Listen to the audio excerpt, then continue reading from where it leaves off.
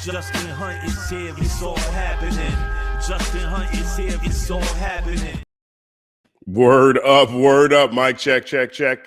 You're tuned in live, the Company Man Show. It's all happening. Let me know if you guys can hear me. It's tough for me to tell sometimes how the audio is coming through from the beginning. So I'm still getting used to this live stream. I'm still getting used to reporting every day. I've got some surprises on the way, of course, but this is really just to get used to what's going on. So I really appreciate you guys. 1 second applause. My name is Justin Hunt. This is the Company Man channel. If you'd like to support the channel, you hit the Cash App that's right up there or right below me. It's the best way to support this channel. Big thank you to everyone who's donated. If you could like to donate, you hit the link in the description as well. That is great. And big shout out to all my newest members.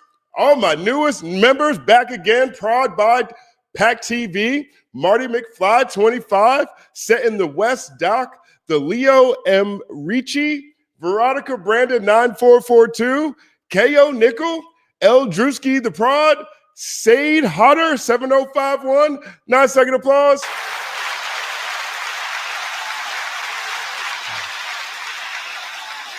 Thank you. All right, so Pack show today. Pack show today. We've got Meg had a big victory. Meg the Stallion had a very big win today. We're going to go through the details in that just here in a second.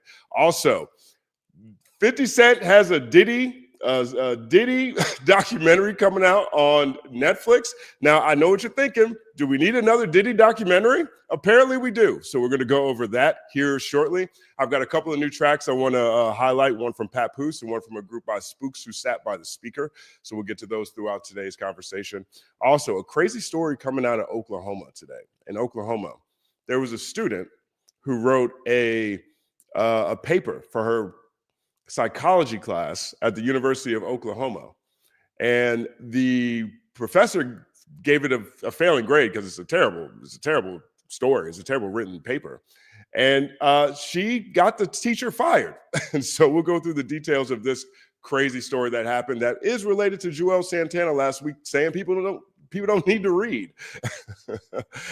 Maybe there is a lot more going on in our education system than we we talk about every day. So we're going to go through that story. I did a funny interaction between LaRussell and Shirley Jew. Big shout out to LaRussell and Shirley Jew. Big fans of both of them. 1 second applause. All right. You guys ready? You guys ready to rock with me? It's all happening. All right. First story up. Let's see.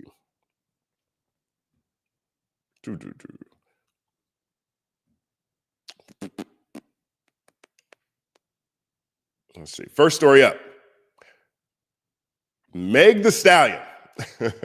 First story up. Meg the Stallion. Meg the Stallion. She's on a winning streak. I'm not mad at Meg the Stallion at all. I mean, you know, for someone who seems to me to be targeted quite a bit, people have problems with Meg the Stallion. And obviously this stems from her previous court victory, which was her case against Tory Lanez. Now, Tory Lanez was found guilty of shooting Meg the Stallion in the foot. Now, some of the broader things that were happening around this was that there were allegations for a very long time that Tory was seeding certain information to different bloggers in an attempt to defame Meg the Stallion, and also seeding some deep faked visual content. Okay, it was a terrible story all the way around. Well, we have a verdict today. And here's the NBC News story. Megan the Stallion wins defamation civil suit against blogger. Don't even put her name in the headline.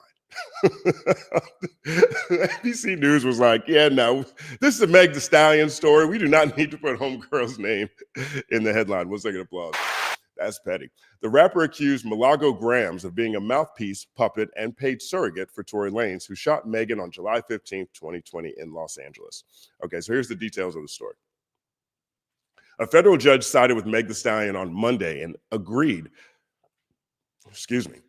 A federal judge sided with Meg the Stallion on Monday and agreed that a blogger defamed and harassed the rapper, but limited damages to less than 6 figures. Less than 6 figures.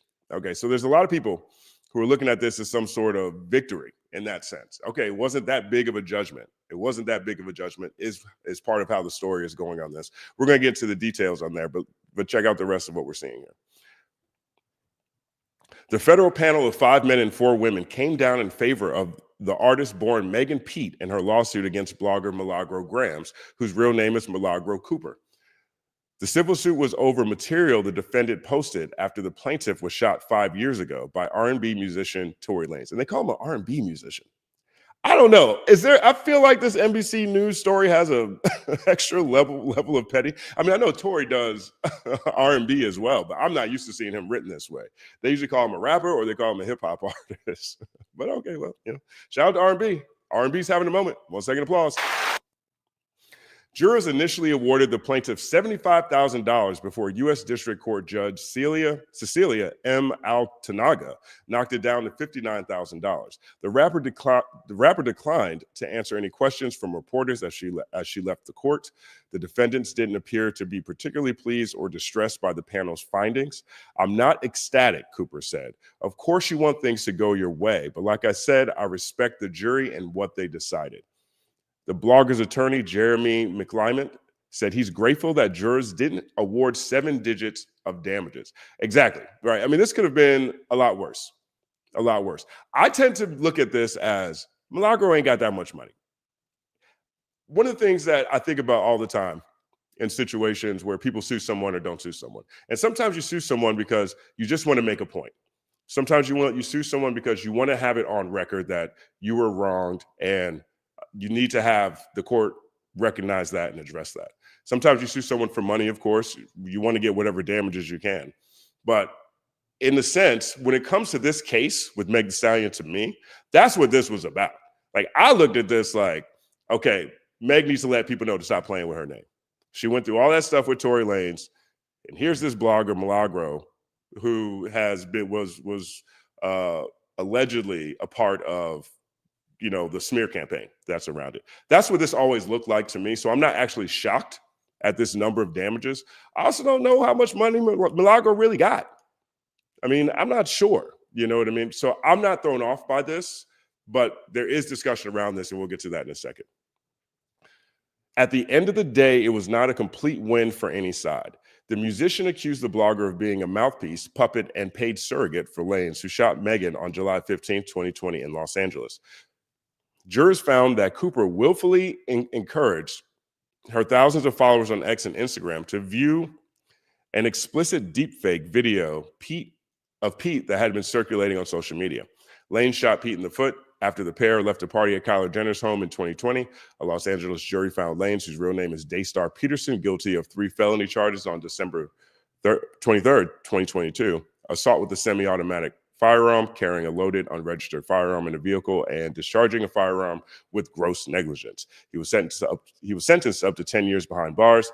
Pete said she's been struggling with mental health issues since the shooting and harassment from the blogger.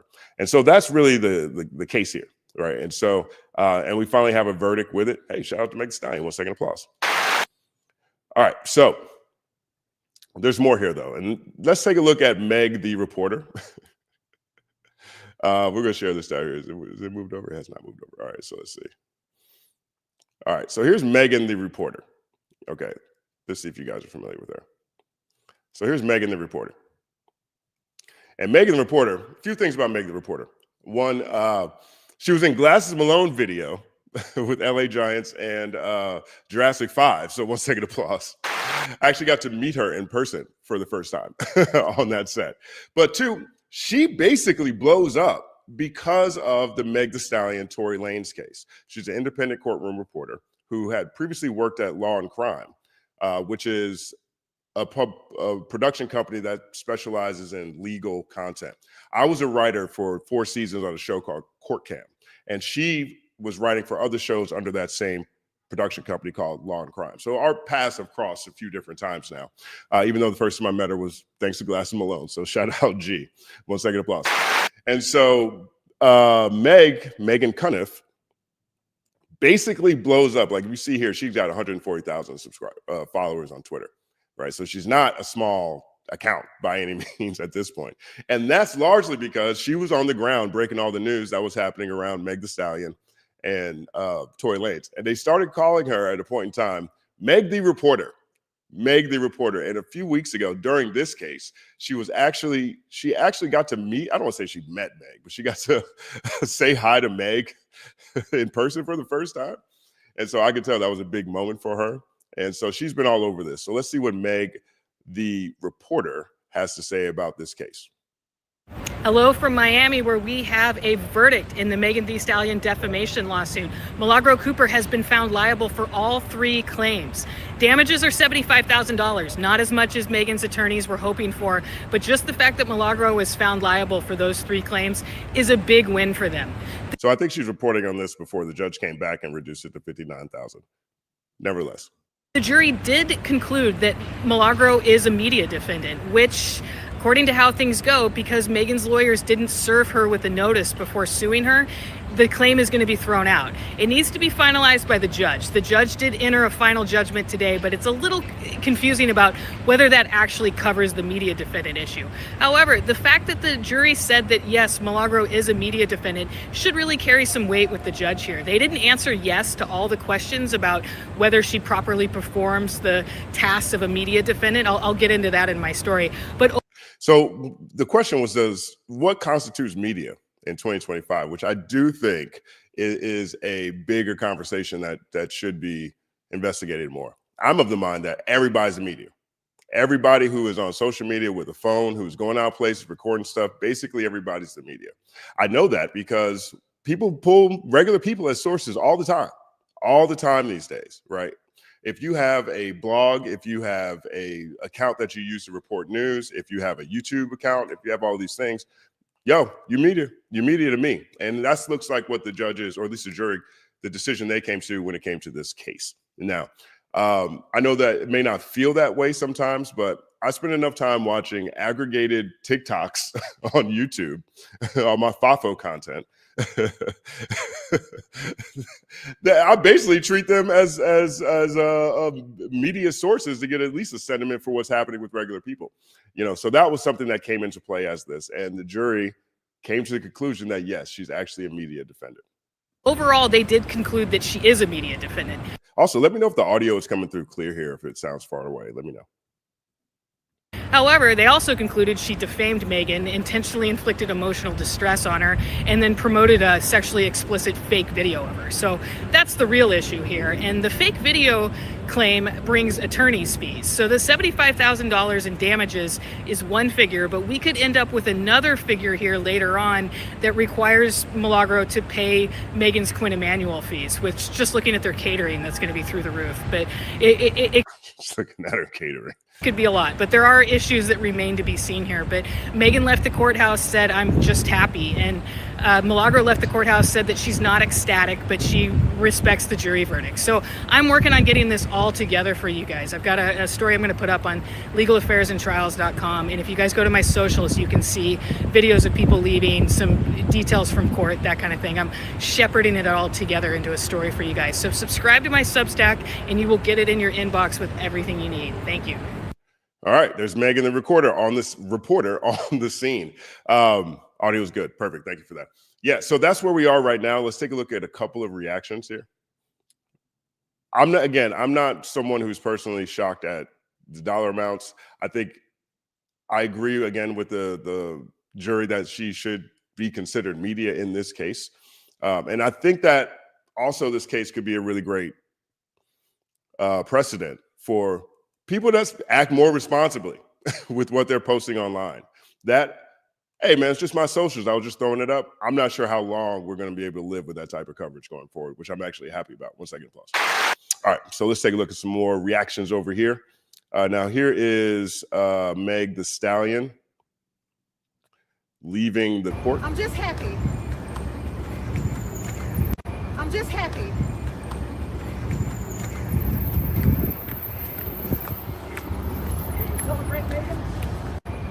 You see that wave right there? I think she's waving at Megan. But yeah, this is Megan the Stallion's reaction here. Let's take a look at the full video. Happy.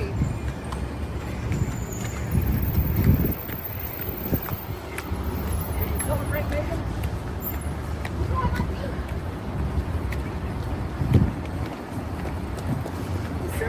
Shout out to Clay Thompson, just cuz. 1 second, applause.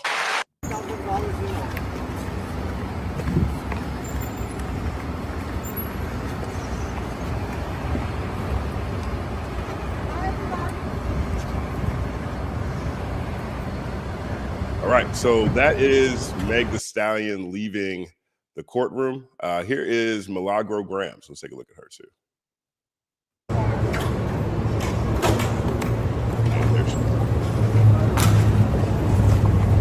You look relieved. She came out smiling. She's like, woof, 59,000. Okay. Thank you.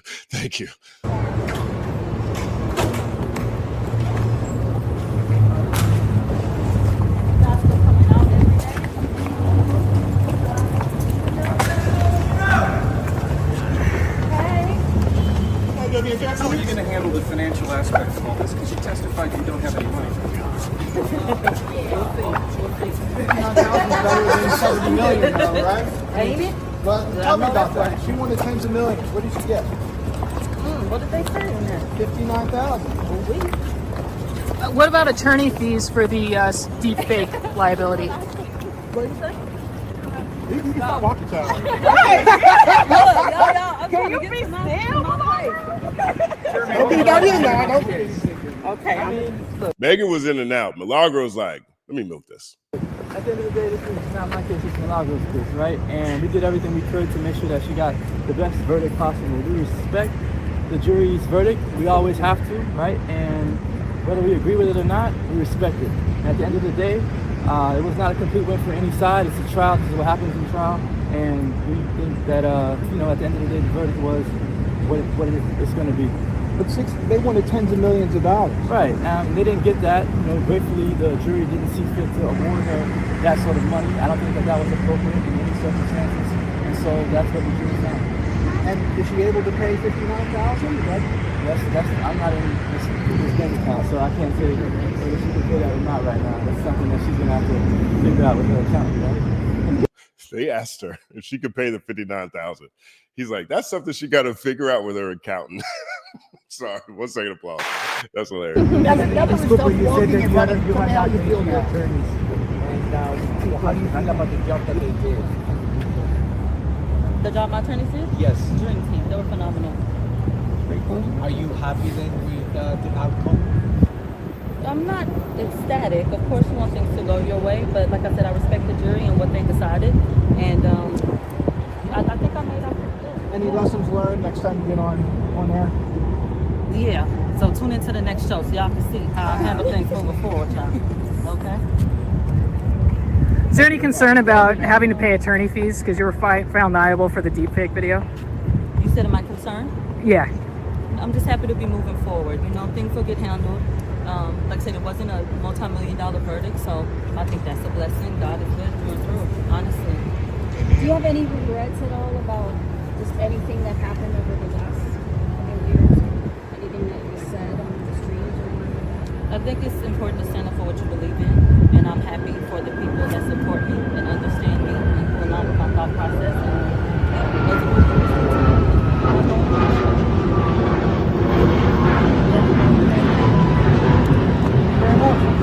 All right, so that is Milagro. That's what Milagro had to say. She said she's happy it's not a multi-million-dollar verdict. And she said, tune into her show to see what she has to say next. So there's more to come on this. A couple of reactions here. And we got this one right here. I think I'm getting better at this, guys. I'm getting better at knowing when I need to make myself little and make myself big. 1 second applause. Rexy says, Tasha owes Cardi B millions, and now Milagro owes Megan. This just continues to show, yeah, you can talk on a podcast all day, but you still have to be responsible in what you share to the public. Shout out to Cardi and Meg for not letting some of these bloggers bully them. 1 second applause. I agree with that. I think everybody needs to be way more responsible in how we talk about these things with what we're talking about. Hip Hop Star says, y'all spent 3 years calling Megan a liar, only for a jury to confirm Milagro coordinated with Tory, defamed Megan, and promoted a deep fake. The entire Megan made it up storyline didn't just fall apart. It got legally pronounced dead in open court. Yeah, that's what it looks like to me. 1 second applause. Let's see. Here's another one here. This one is from The Queen Stallion says Milagro brought this on herself and could have took her dry wig and minded her business after Tory was found guilty, but she chose to obsess over Megan. Now belt been put to ass. Milagro Graham's guilty of defamation against Megan. It's a celebration out here. And here's another one.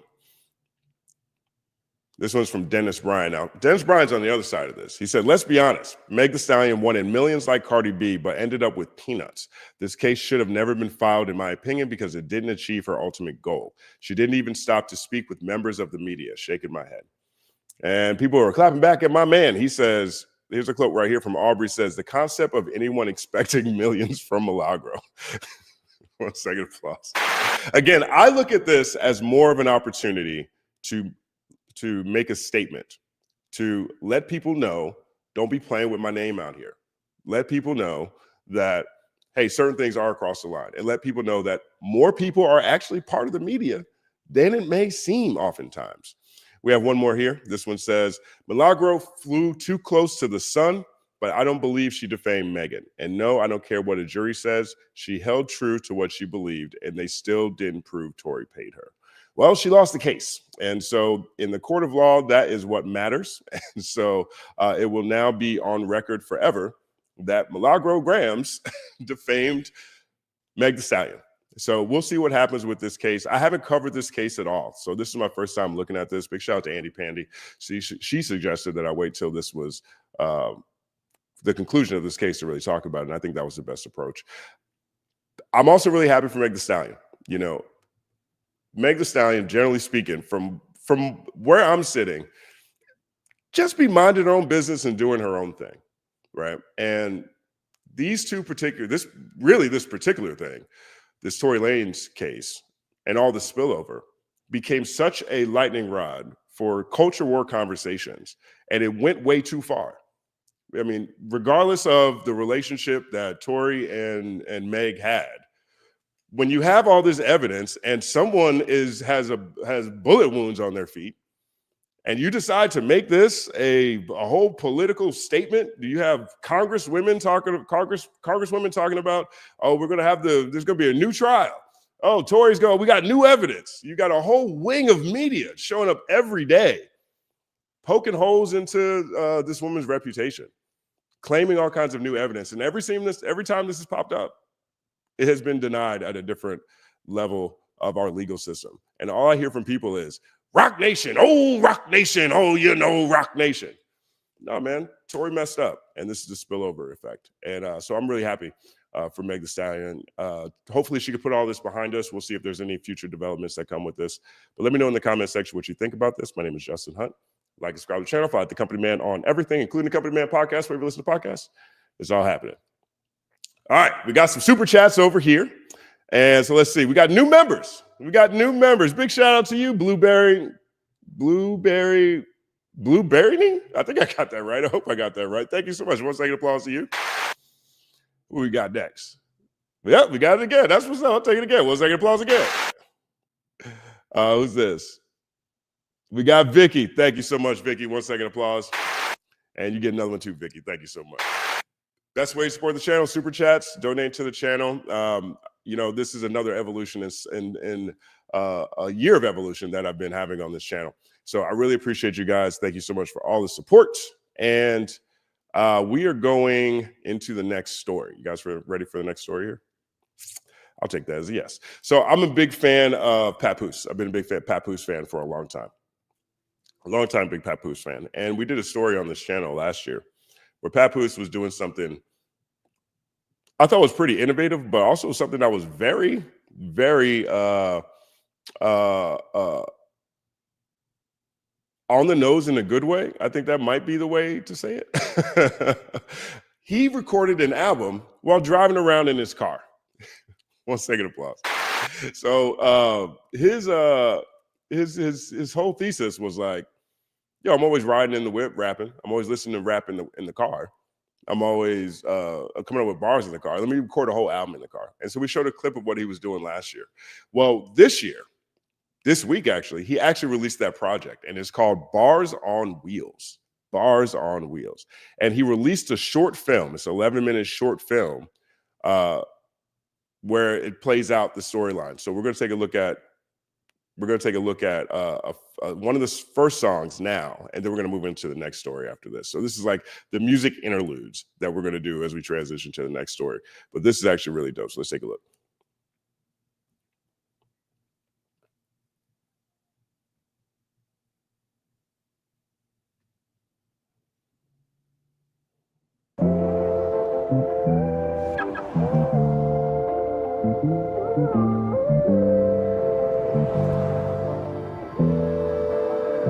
They can't challenge my intellect. The top of the watch is flooded with straight baguettes. My rollie more presidential than the candidates they elect. I'll show you a clip after this of him actually recording these songs. I mean, this is the polished video that he's putting out here for his for the short film itself.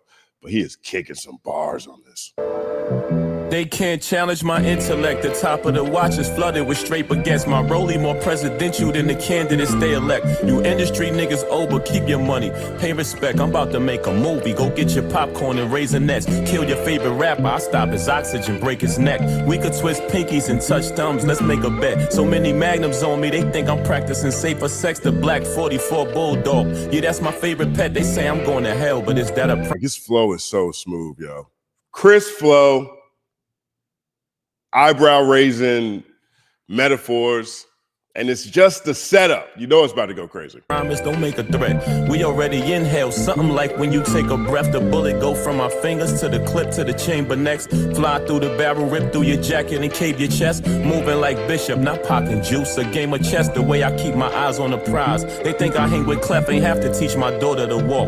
That's why I say she blessed. I taught her how to stand up. She taught herself how to take a step. I love that line.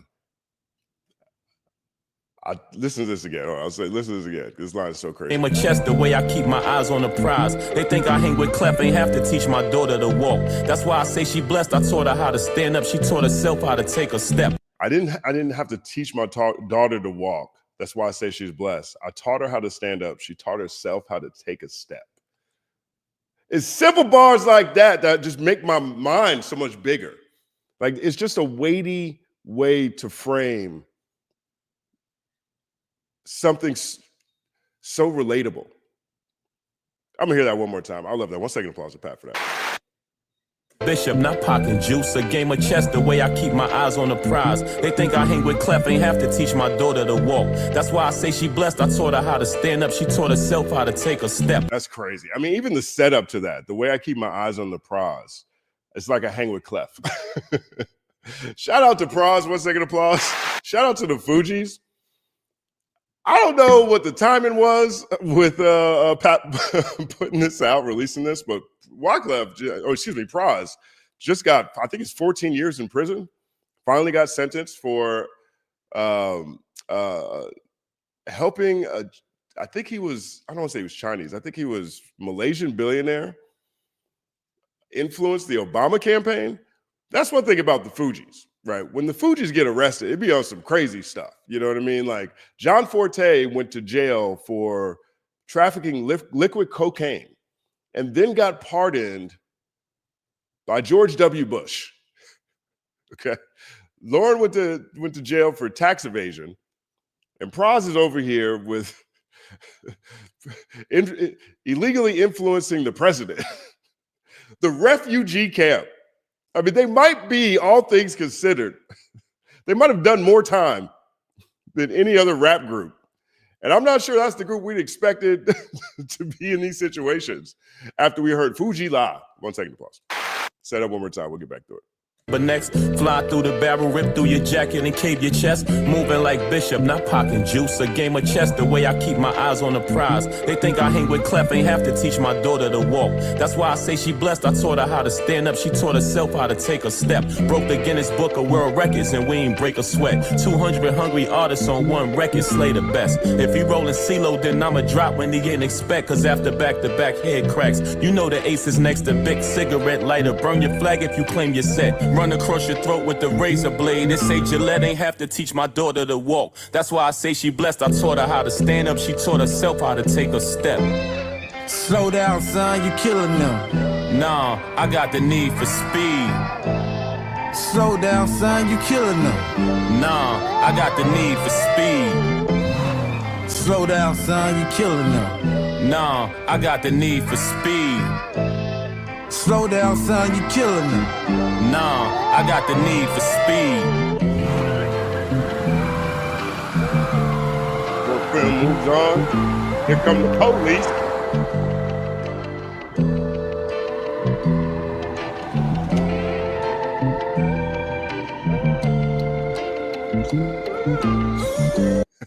Look at Pap acting right here.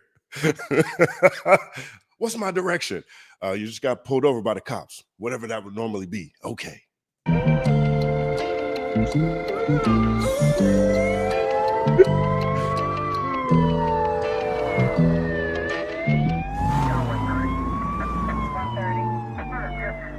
Why you pulling me over, man? License and registration.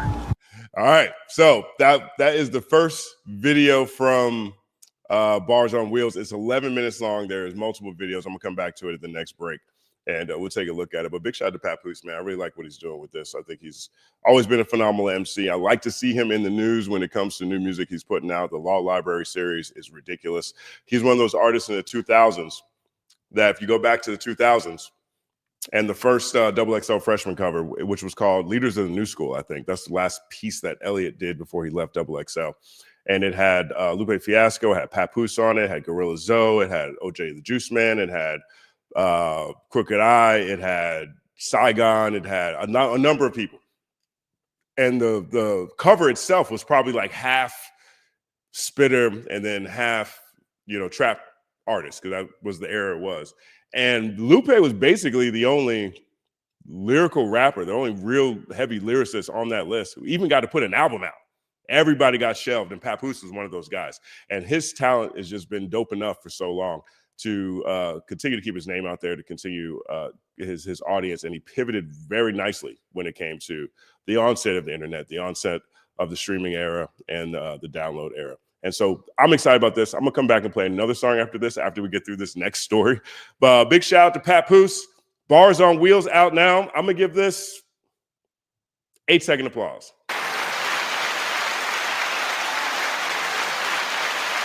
Word up. Word up. All right. On to our next story. Let me know if you guys are rocking with Papoose's Bars on Wheels too. If you guys are rocking with this this joint. I think Pap is just a crazy, crazy, crazy MC. All right. So up next. All right. I get that this Diddy case has been a monumental case, right? And I think going into Diddy being arrested, those months early where we saw the federal agents on every coast raiding his homes, when we started hearing everything that Cassie had to say and how quickly that settled, and all the build up to him actually going to trial, right? And so I get that this is a huge story. I get that this is a huge story. Okay. But after going through the trial, and the coverage was crazy, and Diddy gets convicted on 2 counts of prostitution, and he evades all the RICO charges.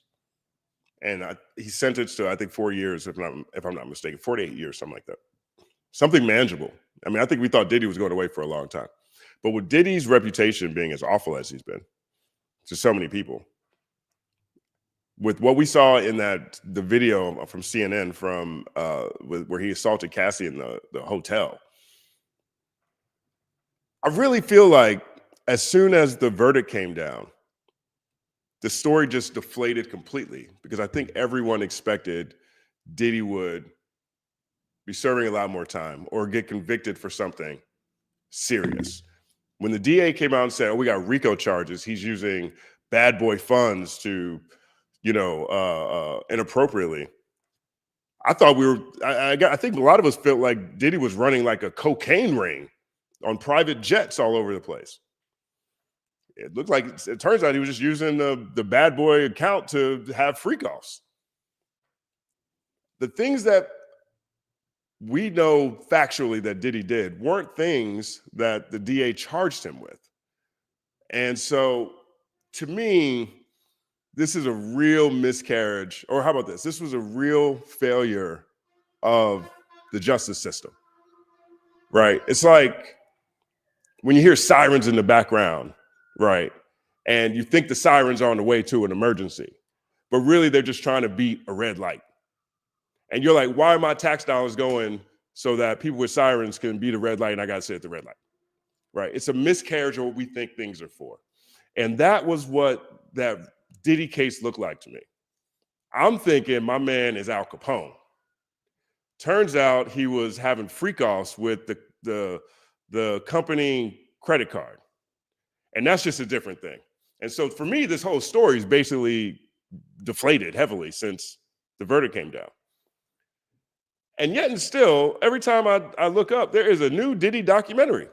There was a TMZ documentary.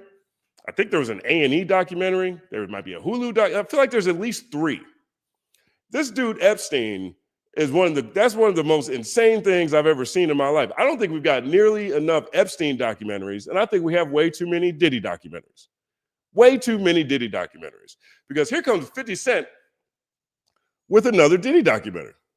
Now, I know what you're thinking. What can 50 say that these other people can't say about Diddy?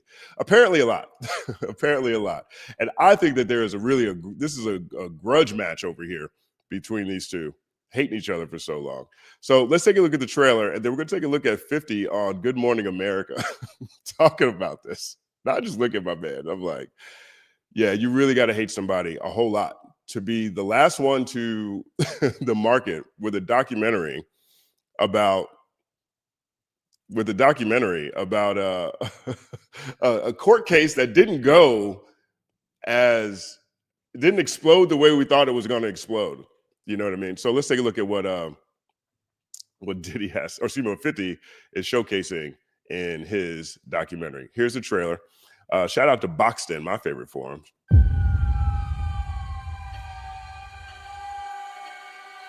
We have to find somebody that'll work with us that has dealt in the dirtiest of dirty business. We're losing. Now, that's a clip from Diddy talking to his lawyers about his case. Where did 50 Cent get this footage from? I mean, I know somebody close to Diddy is just giving all the information to the ops. We have to find somebody that'll work with us that has dealt in the dirtiest of dirty business. We're losing. Puffy, Puff Daddy, Diddy, Sean Combs. All of these reincarnations, all those name changes are attached to really bad deeds. Everything in life, you're gonna have people that are bad and people that are good. You have to choose your side.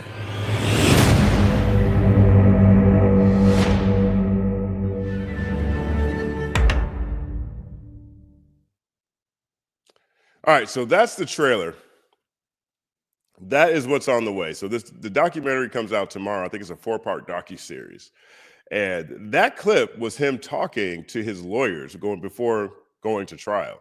So 50 got somebody really close to him giving him that footage. And apparently there's more. So here is 50 on Good Morning America. And he's breaking down what we can expect when we check out this documentary. So let's take a look. Foreseen footage of Sean Diddy Combs in the days leading up to his arrest in New York last September. You want to put the stuff in my fanny pack, King? The exclusive video obtained by Netflix shows Combs debating with his lawyers about strategy. Listen to me. I'm going to get off the phone right now, and I am going to let you professionals look at the situation and come back to me with a solution. No matter what nobody said. Let's just here and there, y'all are not working together the right way. We're losing. The footage is part of a new highly anticipated docuseries by director Alex Stapleton and rapper and executive producer Curtis 50 Cent Jackson, titled Sean Combs: The Reckoning. Was there anything that surprised you when you were watching? I think it was surprising that he actually filmed it. It was very interesting to. It was surprising that he actually filmed it. I mean, I'm shocked. I mean, I don't know. I mean, I feel like one thing that we have seen in recent years quite a bit is a number of people who've been prepared for their big break and want to have a documentary around it. I mean, we just saw that with the Genius documentary with Ye. I think that the business person inside in Diddy sits around and says, yo, we actually need to document this because after we beat this, then we're going to be able to let people know what really happened. I think the arrogance in there, I think the businessman in there, yeah, of course he's going to film that. I still want to know how you got it though, 50. To watch a man who's known for his brand presence, you know, he has a really amazing knack for marketing and all of that, and how he was sort of taking that into account and how he was coming off to the public. The exclusive video also shows Combs in Harlem greeting fans. I'll accept it. I need some hand sanitizer. Hold on. I got it. I've been out in the streets amongst the people. Yeah, I gotta take a bag. Like the amount of people that actually I'm coming in contact with, like that's what I have to do. You know what I'm saying? It's like 150 hugs. I mean, now, okay, I know that looks bad. That looks really bad, right? Now, Diddy's outside touching the people, shaking hands. He's getting inside the car, and he's like, I need to wash my hands, touching all these people. But we are in a post-COVID world. I know regular people who just go outside every day now. And as soon as they get in, the first thing they do is wash their hands. I know people who carry hand sanitizer on them. Like maybe in like 2015, that would hit me different. Post-COVID, everybody should be doing that, in my opinion, to be honest. Public person as well, and there was one instance in Harlem, and his reaction when those people went away. Got in his car and said, I feel like I need to wash, like I'm dirt. That was, it show you his character. Was that the reason for including it? Yeah, I mean, and what's the odds that you would do that in front of a camera? Like that's one of the moments where he forgot he was on tape. How do you respond to people who say that it's more about the disdain that you have for Sean Combs than it is for giving the victims a platform? What they consider a pre-existing beef, right, for 20 years, right, is me being uncomfortable with him suggesting that he takes me shopping, or I looked at it like it was like a tester. Like maybe you'll come play with me type of thing, right? And it's not personal. I think it's important. I mean, I think it's extremely personal. I don't buy 50 Cent's story around that at all. With that just being this, you know what I mean? I feel like you have two people from New York City who have risen to the top of their industry, a very competitive industry, and there's a lot of overlap in general. Okay, there were years ago, there were rumors that 50 Cent had a relationship with one of Diddy's ex-wives or girlfriends. Years ago, that was a rumor. I can't verify that or not. I do know that Diddy or 50's baby mama was a part of the trial. 50's baby mama was on that stand describing these things. Okay, now I know that 50 of Law is one of my favorite books. If anybody ever needs to read something that can help them getting out of a stuck position, help them look at the world a different way so that you can rearrange your Lego pieces and craft something extraordinary, check out the 50th Law. It's a great book. That book right there, the 50th Law to me says, oh, if there's a 51st law, it would be if your ops sluts out your baby mama, you make an incriminating documentary about that. That would be the next one. Because that's what this looks like to me. There's nothing else I think that can be shed about this case that we haven't seen in all these previous documentaries that have been out here. I think the case, again, like I set up in the beginning, really let a lot of people down in terms of how the prosecution handled the case and what they actually charged Diddy with, and they couldn't prove. That's what this looks like right here to me. When your wife, your baby mama, embarrasses you, or when someone has her in these situations, you make a documentary about it. That's what that looks like to me. I do not buy 50 Cent, whatever he's talking about, saying it's not personal. Tomato. Because that's not the truth. You can tell by his smile right here. His face is saying, yep, Robin Roberts is going to believe that one. Robin will believe that one.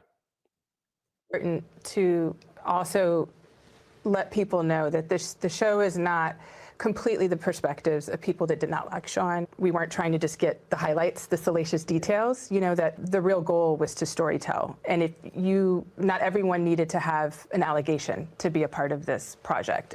The 4-part series also features 2 jurors from Combs' trial who are speaking for the first time about how they reached their mixed verdict, finding Combs guilty of 2 prostitution offenses, but clear of racketeering and sex trafficking charges.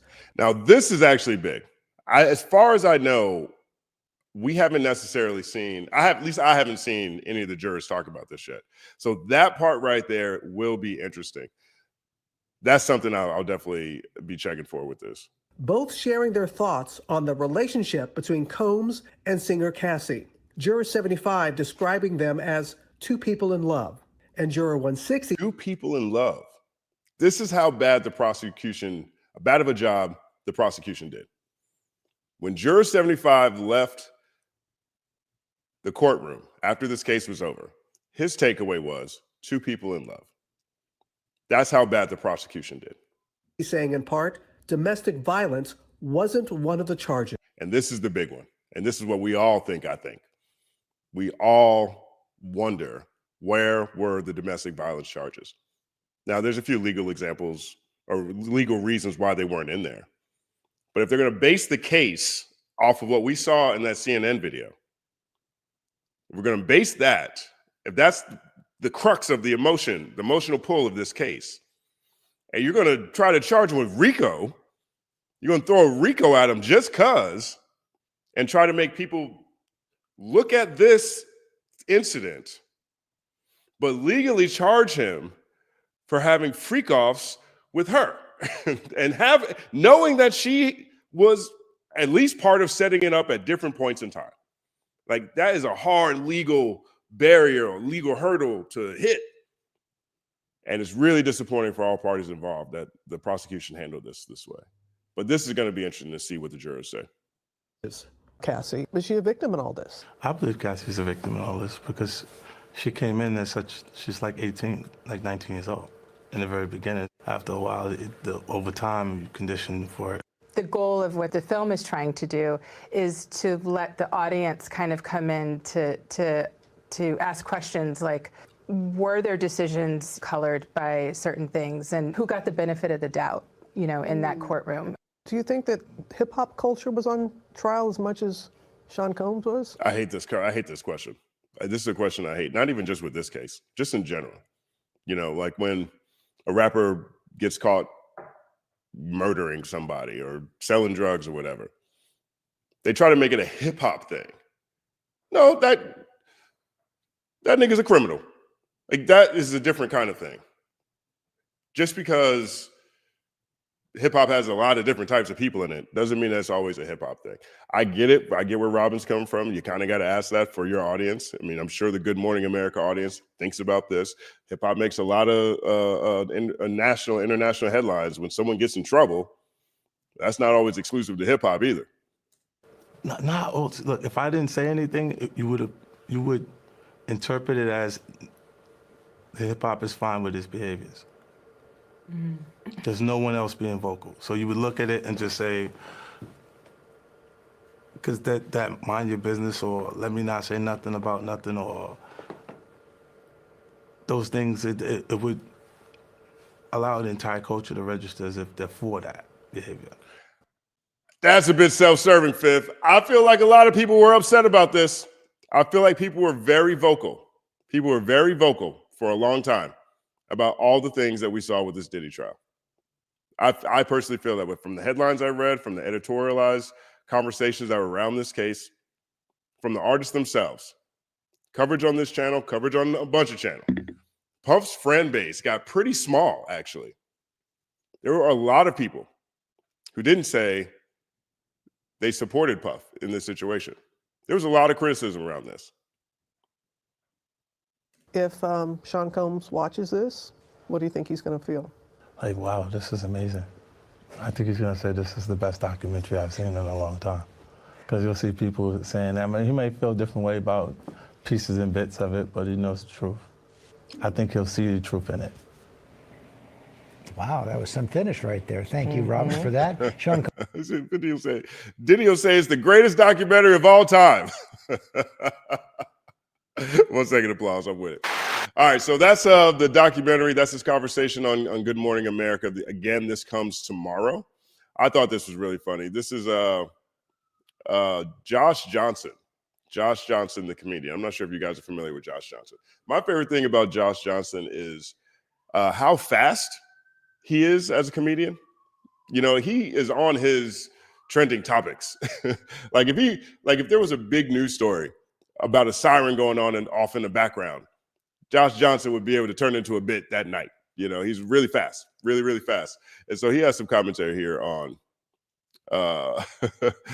his take on this documentary. Let's see what he says. Is so hated by 50 Cent that apparently a decade ago, 50 Cent just started gathering information on Diddy. A decade ago. As much as he could find. And he started working on a documentary series on how bad Diddy is. A documentary. He did interviews. He hates this man so much. I've heard of gossip. I've never heard of no, okay, we're gonna have the whole crew there by 3, all right? And we'll have a place for you to sit, we'll have some snacks and everything. We'll just chop it up, we'll just chat. Tell me everything that he did, that bastard, right? A documentary series that he's already potentially sold to Netflix. He hates this. I've never hated. I not only do my best to not be a hateful person, I really try to let things go and not hate anybody. So I don't even know what it's like to hate someone. So I've never hated someone. So imagine hating someone so much you're willing to edit.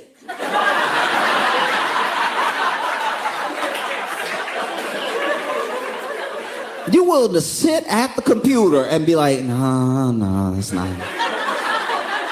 Let's see if we can make this B-roll work. This dude hates him so much that there's actually things on the cutting room floor that didn't make it in. Imagine you hate somebody so much you don't even have time for how much you hate them and the thing you made about hating them. Because I thought that was funny because I hate editing. I am not a fan of editing either. But Josh is crazy. So that's Josh Johnson, what he had to say about this documentary. And of course, a lot of people are wondering where's Jay-Z and all this and how. So this is what 50 Cent posted about Jay-Z. Here's what he said. He said, this is the message Jay-Z sent me when he realized he's not in the Diddy doc, LOL. I'm not going to play the song because it's copywritten, but I think we got all major parties involved in this story.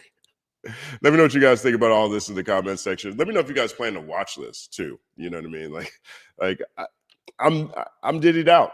I really am. You know, I think that from a journalistic standpoint, because, you know, this is my field, my profession.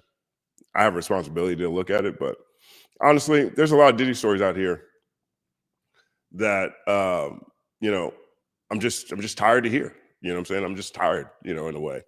There's another story out with Diddy who is being accused of assault by Jonathan Hay. Jonathan Hay is a producer in the music industry. He also worked with a number of artists, and that's going on right now. And it's a state case out of California that's within the statute of limitations. So Diddy might actually have another trial that he has to beat that could have jail time connected to it. And Jonathan Hay is very excited to talk to anyone about his experience with Diddy. And it also implicates CJ Wallace, Biggie's son. And I haven't covered that story yet, but I'm Diddy'd out. That's how Diddy'd out I am. I'm like, I'm looking at this thing on the side. It's like, oh, this is very interesting, but I don't necessarily find that much interest in covering it. But let me know what you guys think about that in the comments section. My name is Justin Hunt. Like and subscribe to the channel. Follow the Company Man on everything, including the Company Man podcast. Wherever you listen to podcasts, it's all happening. All right, hit me in the comment section too what you guys think about that. We have about 3-4 more of the stories, and so I'm trying to get a rhythm in how I do this, because I also want to chop these up into separate videos too. And so once I get a rhythm doing it myself, then we can start bringing on the guests. And so a different type of conversation there. But I really do appreciate each one of you for rocking with me.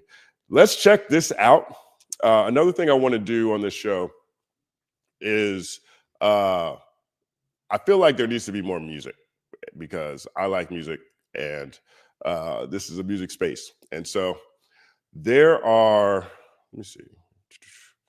a number of artists who email me things all the time that I do want to highlight. And so this one is from a group called Spookz, who sat by the speakers. They're out of Virginia, if I'm not mistaken, out of Virginia. And they have a song here called No Man Safe, featuring Stickman from Dead Prez. So let's take a look at this. Let's see. Okay.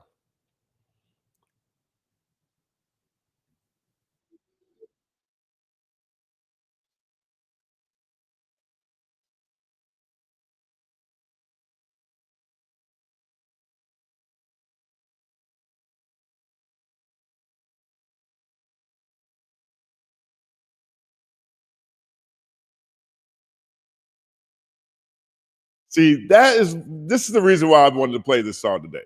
They emailed me and they were like, "Yo, we're from VA. We're Spookz who sat by the speaker. Here's their what their banner looks like. You guys can check it out. I'll put a link in the description too."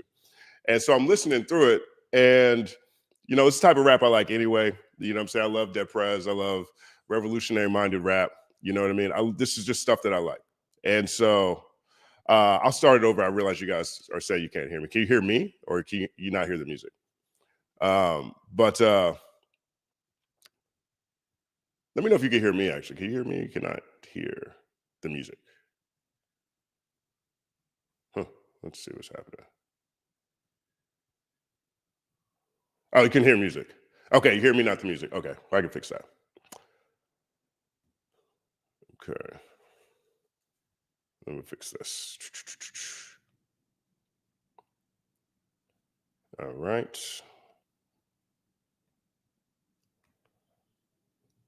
Okay. All right. So this group is called Spookz Who Sat by the Speakers. All right. And I think they're from Virginia. They sent me just a mixtape. I think it's really, really fresh. This song features Stickman from Dead Prez. And I'm going to play it now and let me know if you can hear it.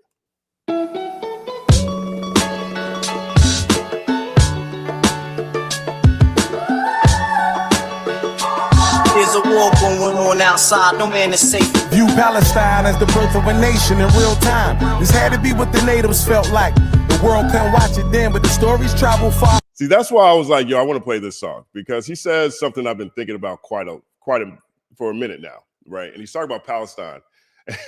So he says, when you're watching Palestine, you're watching birth of a nation in real time. This is what the natives must have felt like. And that is how I feel when I'm watching what's happening in Palestine. Like, I feel like this is the first time we're watching a colonial settler project where the entire history of that project has been captured on cameras, right? I feel like that's what happened here. I feel like that's what happened here in America. I feel like this is Canada. I feel like this is South America. I feel like this is Australia. I feel like all these places have done this. But this is the one that happened so late that we can watch the entire history of this country on YouTube. Like, we could watch when World War II is over and people first start getting to Israel. Like, we could watch all this. And then, so the story that they keep telling me about it is so far off that I'm like, wait a minute, I feel like all of us should be able to relate to this. And Spookz Who Sat by the Speaker, they get it. So 1 second applause. So I was like, yo, I got to play this song. All right, let's check it out.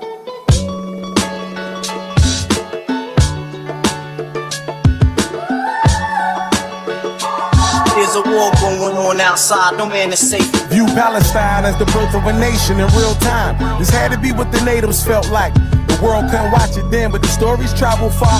Nowadays, it's front row seats to the Gaza cause. Think 13 colonies, we done been here before. We seen you come to a land, inhabit it. Change the name and call yourself establishing when really you savaging, pillaging, raping villages, travel the world villainous, stealing identities. Look all the white folks who call themselves Indians. I told you we done seen this before. They thuggin' in this bitch, colonialism and colonizations, his cousins in this bitch.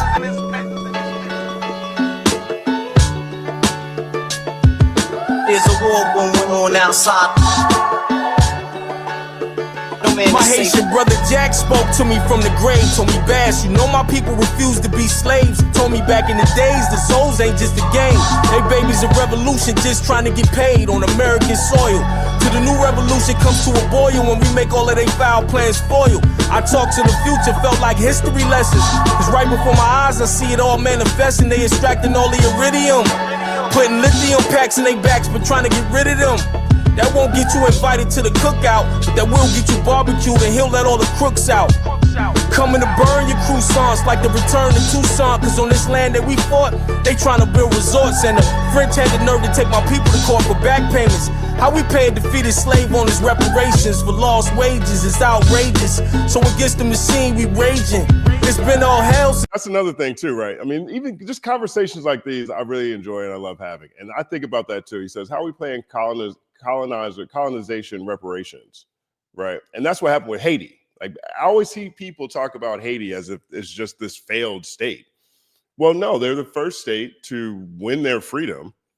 And then as a result, everything they have as a result for their entire existence, since they won their freedom from the French, they have to pay the French reparations.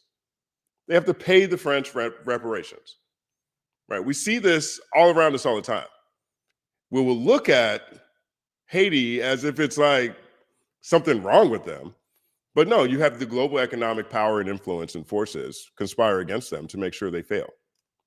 Right. And I think that is something that we have a sense for and a taste for, but I don't know if we necessarily think about what that looks like in real time, because we have to swim through all this propaganda and these, people talking out their neck about situations that they literally caused. Right. Haiti's an example of that. I was looking at the situation in Minnesota with people talking about the Somalis, right? So there's all these Somalians. A group of Somalians just got caught with a $1 billion fraud against the state, right? And so people are, and Trump spent his weekend talking about how he's going to deport these people back to Somalia, right? That's what that is.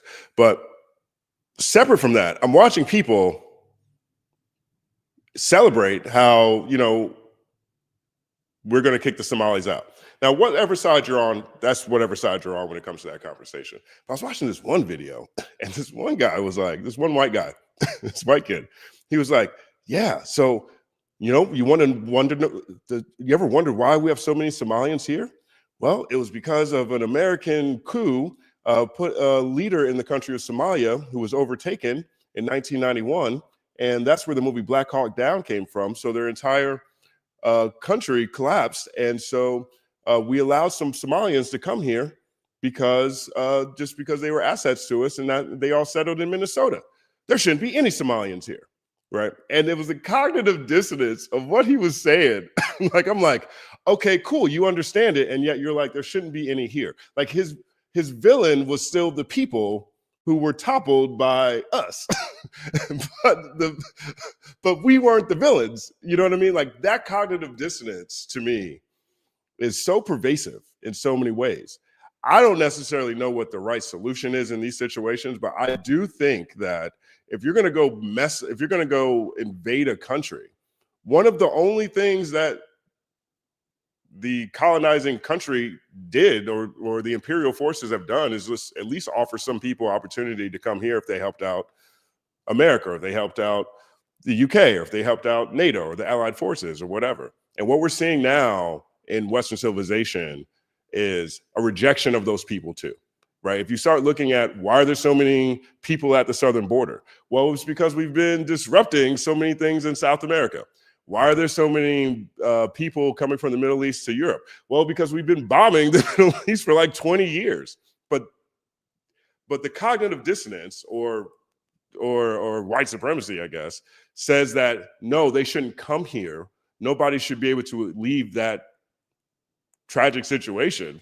They should just stay there and die, I guess. Right? These are conversations that always just really fascinate me. And Spookz, who sat by his speaker, is putting it on wax. barbecue, and he'll let all the crooks out.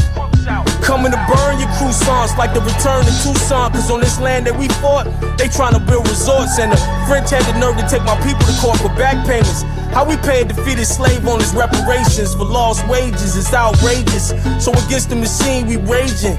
It's been all hell since they assassinated Jovenel. How it pans out only time will tell. Just know that there'll be no adherence to foreign interference. And we gon' bring the noise to they hearers. Sock passe, Nabule. Rest in peace, Jack DeLeese. There's a war going on outside. There's a war going on outside. There's a war going on outside. There's a war going on outside. Word up. That is Spookz, who sat by the speaker. I put the link in the comments section. I also put the name of the group in the comments section as well. Give them a listen. Hit them on social media if you guys know them and let them know what you think about their joints. I'm going to give that 7.8 second applause.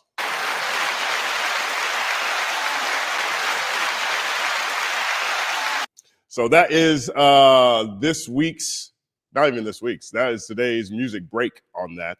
But I'm a big fan of what they sent me too. Always looking out for new music. If you guys have joints that you think would make sense for me to play during the Company Man show, let me know. I'm not trying to get flagged, so don't be sending me nothing with all kinds of crazy samples. And don't send me nothing then try to take the monetization from the video on the back end. That's just rude. My name is Justin Hunt. Like, subscribe to the channel. Follow the Company Man on everything, including the Company Man podcast, where we listen to podcasts. It's all happening. All right, word up, word up, word up. You guys like that? Are you guys cool with like me playing music and stuff? Different music that I listen to? I feel like it's really, really difficult to like, I feel like YouTube makes it too difficult to for musicians to make money on their platform. You know what I mean? Big shout out to Read My Soul, right? Because YouTube music revenue isn't included in chart performance. And I feel like that is a very big, that's a problem, right? Like if you look at like the charts and they'll say, okay, this is what you did on your streaming platforms. You did this on YouTube Music, you did this on Spotify, you did this on Apple Music, fine.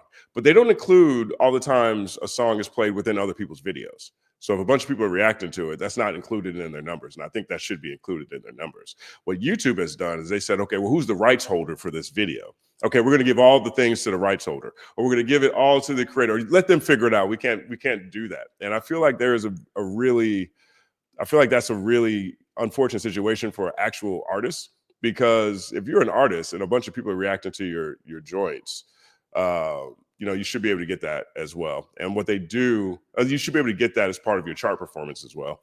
And what they do is they try to wrap it around the back end and give them the monetization on it. My problem with that is it de-incentivizes people to react to it. So if you're a new artist or a rising artist or a bubbling artist, and you're still within, it's not even just a label system anymore, even the distribution system. Right. If you're distributed by the Orchard, they're going to try to snatch your stuff. Right. So if you're anywhere in the system, it disincentivizes people to react to your music. And so therefore, people who might want to take their daily live stream and turn into basically a radio show have a challenge with that. You know what I mean? And so I still think there's a lot of legalities that need to be figured out for the benefit of the artists and the benefit of the creators as well. So nevertheless, if you have a song you'd like me to play and you think is dope and you decide to email it to me and then you decide to flag me for it, I'm not sure how long that video is going to stay inside the stream. Just letting you know. All right, 1 second applause to all the artists out there. All right, now this story right here is just nuts to me. This is nuts to me. Last week, I was talking about Juelz Santana. Juelz Santana. Shout out to Juelz Santana. Tomato. Because that was what he was last week.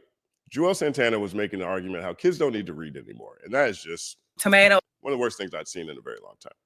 And so, but it reminded me quite a bit of conversations I have had with educators, people who teach in higher education, knowledge. Dr. Jabari Evans from Kids in the Hall, for example, he's a professor at the University of South Carolina, Professor Sky, he's another college professor at the same time. So I understand. I understand. A lot of things have changed since probably most of us were in school. And the biggest one, I think, is COVID. After COVID, when COVID hit, we sent kids to Zoom school and we sent them home.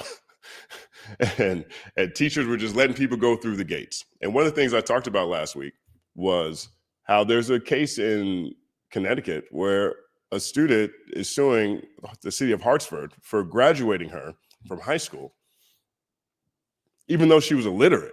Now, I don't even know how that happens, right? The point is, this is in the zeitgeist. This is in the zeitgeist. And so today there was a huge story. I don't even say it's a huge story, but it's a viral story. And I think there's going to be more people covering it during the course of the week. I just thought it was really crazy. Okay, so we're going to set this up. This is actually a multi-part story here. But let's check out what's happening in Oklahoma, the 50th state in the union when it comes to education. So this was posted by Turning Point USA. Okay, so Turning Point USA. Let's see if that's better. We should make that bigger. Yep. So Turning Point USA posted this. They said, for a psychology course at the University of Oklahoma, Samantha Fulnecki was asked to write a 650-word essay reacting to an article about how people are perceived based on societal expectations of gender. In her essay, Fulnecki argued that traditional gender roles should not be considered stereotypes. She cited the Bible to support her stance that eliminating gender in society would be detrimental because that would put people farther from God's original plan for humans. She received 0 points out of 25 on the essay, 0 out of 25. Transgender professor Mel Curtis said Ms. Fulnecki failed to use empirical evidence and called parts of her essay offensive. To call an entire group of people demonic is highly offensive, especially a minoritized population, the instructor wrote in the online grading platform. Fulnecki says she followed the assignment guidelines and should not be penalized for her religious viewpoints. Oklahoma University officials point to the formal grade appeal process as the student awaits decision. We at Turning Point USA stand with Samantha. We should not be letting mentally ill professors around students. Clearly, this professor lacks the intellectual maturity to set her own bias aside and take grading seriously. Professors like these are the very reason conservatives can't voice their beliefs in the classroom. Kudos to Samantha for leading by example and standing up for what she believes in. Oklahoma, do better, right? And so here's Samantha, right? So Samantha, based on this post, it sounds like Samantha wrote an essay and the professor failed her because they disagreed with her religious beliefs, right? Now, if that's the case, I support it. You know what I mean? Like if people are out here getting bad grades just because they expressed what they believed in on the college campus, I'm with it, right? So I thought that was fine, right? So then I go down here and then they say, here's the professor's response to Samantha's essay. And they have a list. They have all the things the professor said. I was like, oh, this is cool. They're sourcing. This is great. And then they said, this is Samantha's essay. So I was like, okay, well, let's go see the essay. And then we'll go see what, we'll see what the professor said. So I go look at the essay. All right. And so here's the essay. The essay says, this article was very thought-provoking and caused me to thoroughly evaluate the idea of gender and the role it plays in our society. The article discussed peers using teasing as a way to enforce gender norms. I do not necessarily see this as a problem. God made male and female and made us differently from each other on purpose and for a purpose. God is very intentional with what he makes, and I believe trying to change that would only do more harm. Gender roles and tendencies should not be considered stereotypes. Women naturally want to do womanly things because God created us with those womanly desires in our hearts. I got to read that again. Women naturally want to do womanly things because God created us with those womanly desires in our hearts. I mean, that's a very circular statement, right? It's like saying, you know, God wants us to play PlayStation because God created us with PlayStation-y things in our hearts. You know, cats want to do cat things because cats were born with catly things in their hearts. You know, it's like, from a college level paper, that doesn't feel like this is a psychology course. So when I got to this line, I'm like, oh, wow, this is crazy. Women naturally want to do womanly things because God created us with those womanly desires in our hearts. The same goes for men. God created men in the image of his courage and strength, and he created women in the image of his beauty. He intentionally created women differently than men, and we should live our lives with that in mind. Okay? Then she says, it is frustrating to me when I read articles like this and discussion posts from my classmates of so many people trying to conform to the same mundane opinion so they do not step on people's toes. I think that is a cowardly way to live. It is important to use the freedom of speech we have been given in this country, and I personally believe that eliminating gender in our society would be detrimental as it pulls us farther from God's original plan for humans. It is perfectly normal for kids to follow gender stereotypes because that is how God made us. The reason so many girls want to feel womanly and care for others is in a motherly way is not because they feel pressure to fit into social norms. It is because God created and chose them to reflect his beauty and his compassion in that way. In Genesis, God says that it is not good for man to be alone.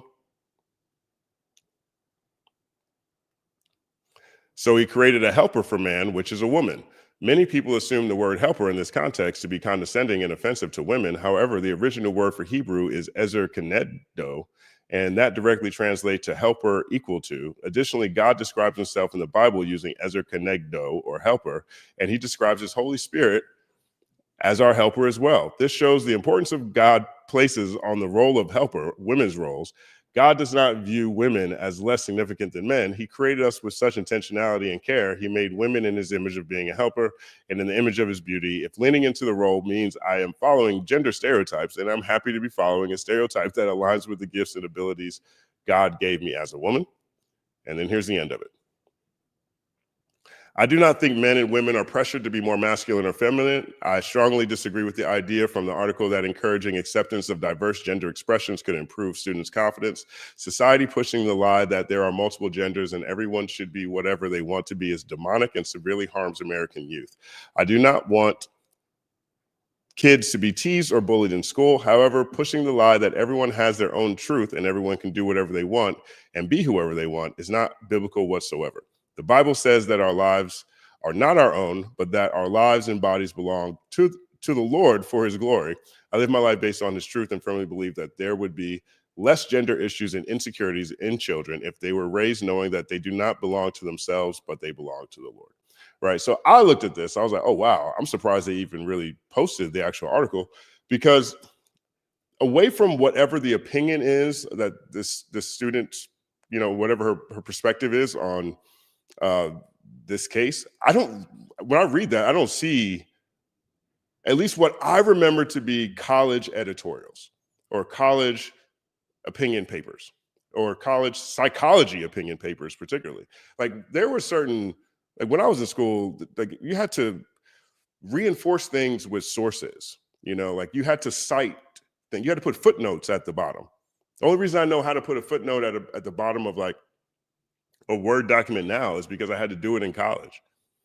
You know what I mean? Like, generally speaking, that's what I expect to see in a college course. And this student's a junior, right? So I read that and I was like, oh, wow, okay, well, what was the assignment?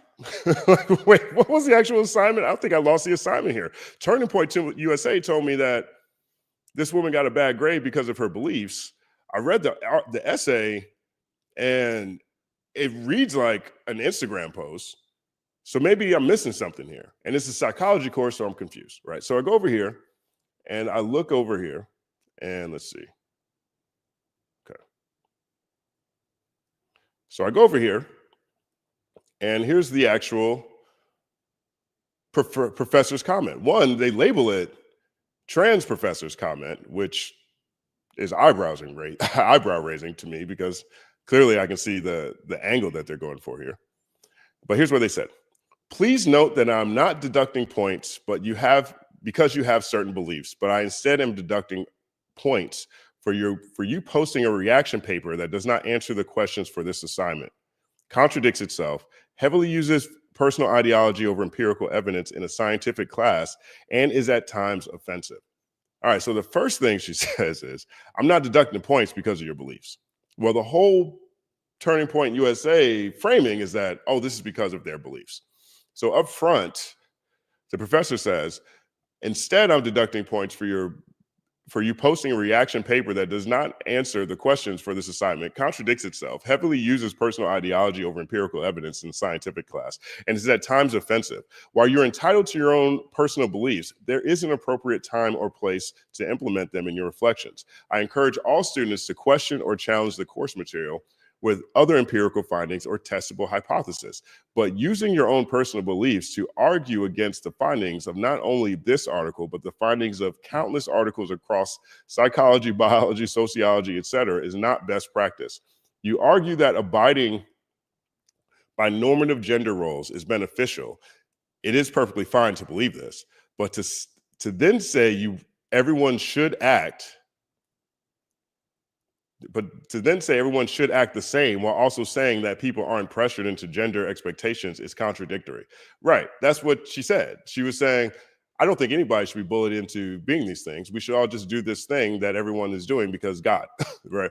So the same while also saying that people aren't pressured into gender expectations is contradictory, especially since your arguments reflect a religious pressure to act in gender stereotypical ways. You can say that strict gender norms don't create gender stereotypes, but that isn't true by definition of what a stereotype is.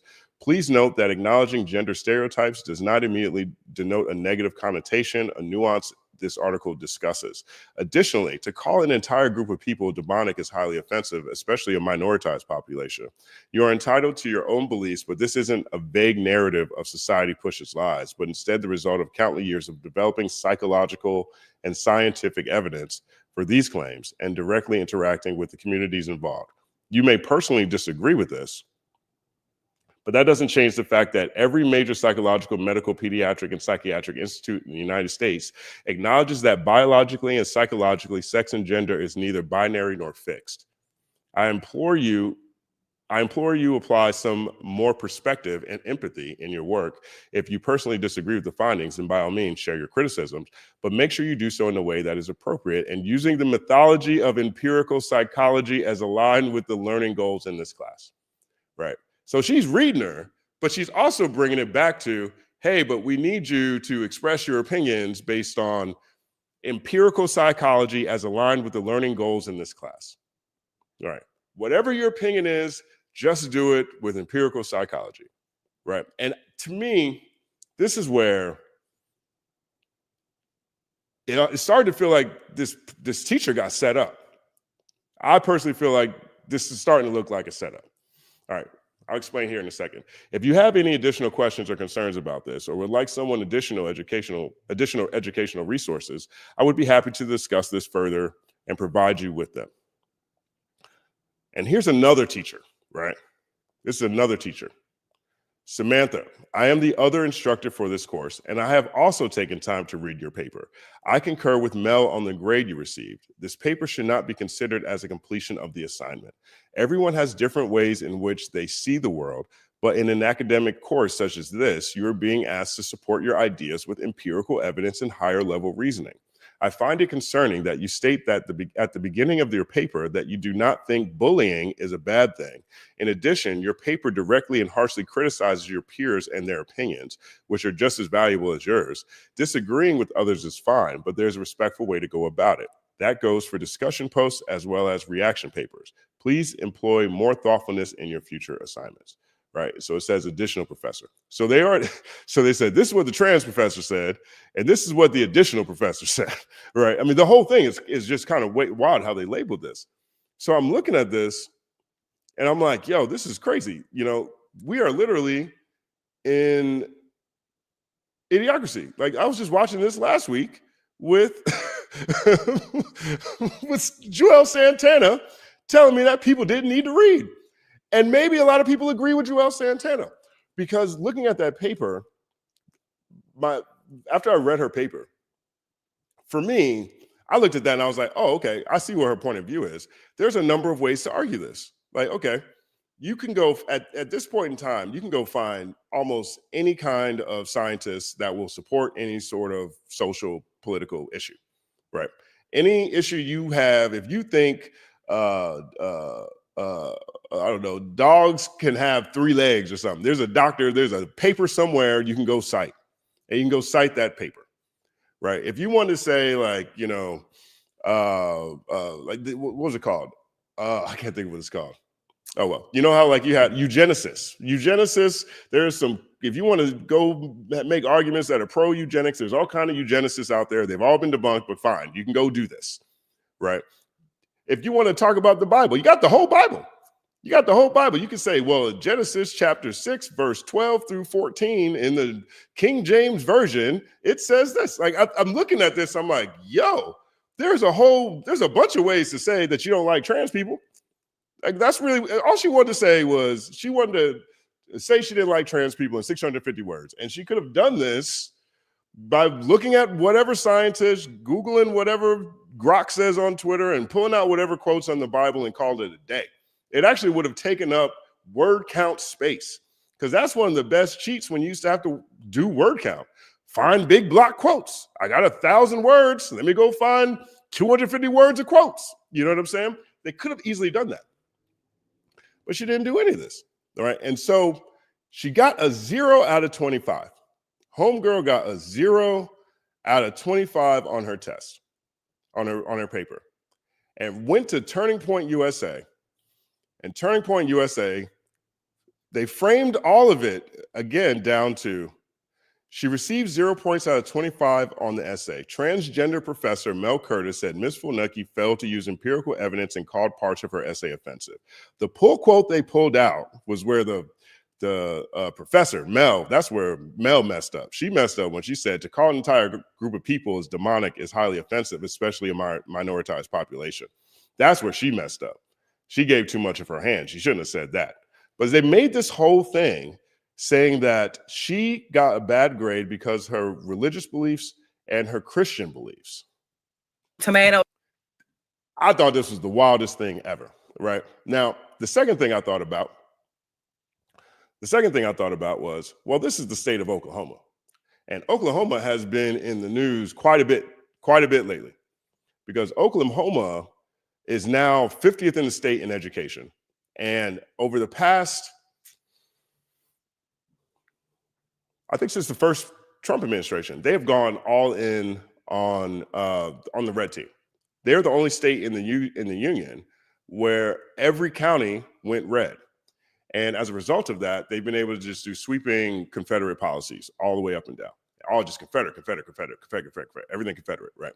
It's 1857 over there in Oklahoma right now. And one of the huge stories that's been breaking in Oklahoma has been the school superintendent. And the school superintendent, he just had to step down for corruption after the few years he was in office. But he was requiring every school, every classroom to have a Bible in the classroom. And not just a Bible, a Trump Bible. A Trump Bible that had a constitution in the back of it that wasn't the actual Constitution. Like, these aren't, I'm not making this up. This is what's been happening in Oklahoma. And so their education system is going crazy downhill, right? So I looked at this, I'm like, oh man, this is at the University of Oklahoma. I bet they're going to side with the student. And then today, there's a story. and Oklahoma, University of Oklahoma left a statement. So here's what University of Oklahoma said. The University of Oklahoma takes seriously concerns involving First Amendment rights, certainly including religious freedoms. Upon receiving notice from the student on the grading of an assignment, the university immediately began a full review of the situation has acted swiftly to address the matter. First, the college acted immediately to address the academic issue raised by the student. College leaders contacted her on the day her letter was received and have maintained regular communication throughout the process. As previously stated, a formal grade appeals process was conducted. The process resulted in steps to ensure no academic harm to the student from the graded assignments. The process resulted in steps to ensure no academic harm to the student from the graded assignments. That's a weird sentence. One, it sounds like that sentence was written in Oklahoma. But two, I believe that's what that says is, hey, we're going to let the student slide on this one. We're going to let the student slide on this one. Tomato. Second, the student reported filing a claim of illegal discrimination based on religious beliefs to the appropriate university office. OU has a clear process for reviewing such claims, and it has been activated. The graduate student instructor has been placed on administrative leave pending the finalization of this process. To ensure fairness in the process, a full-time professor is serving as the course instructor for the remainder of the semester. OU remains firmly committed to fairness, respect, and protecting every student's rights to express sincerely held religious beliefs.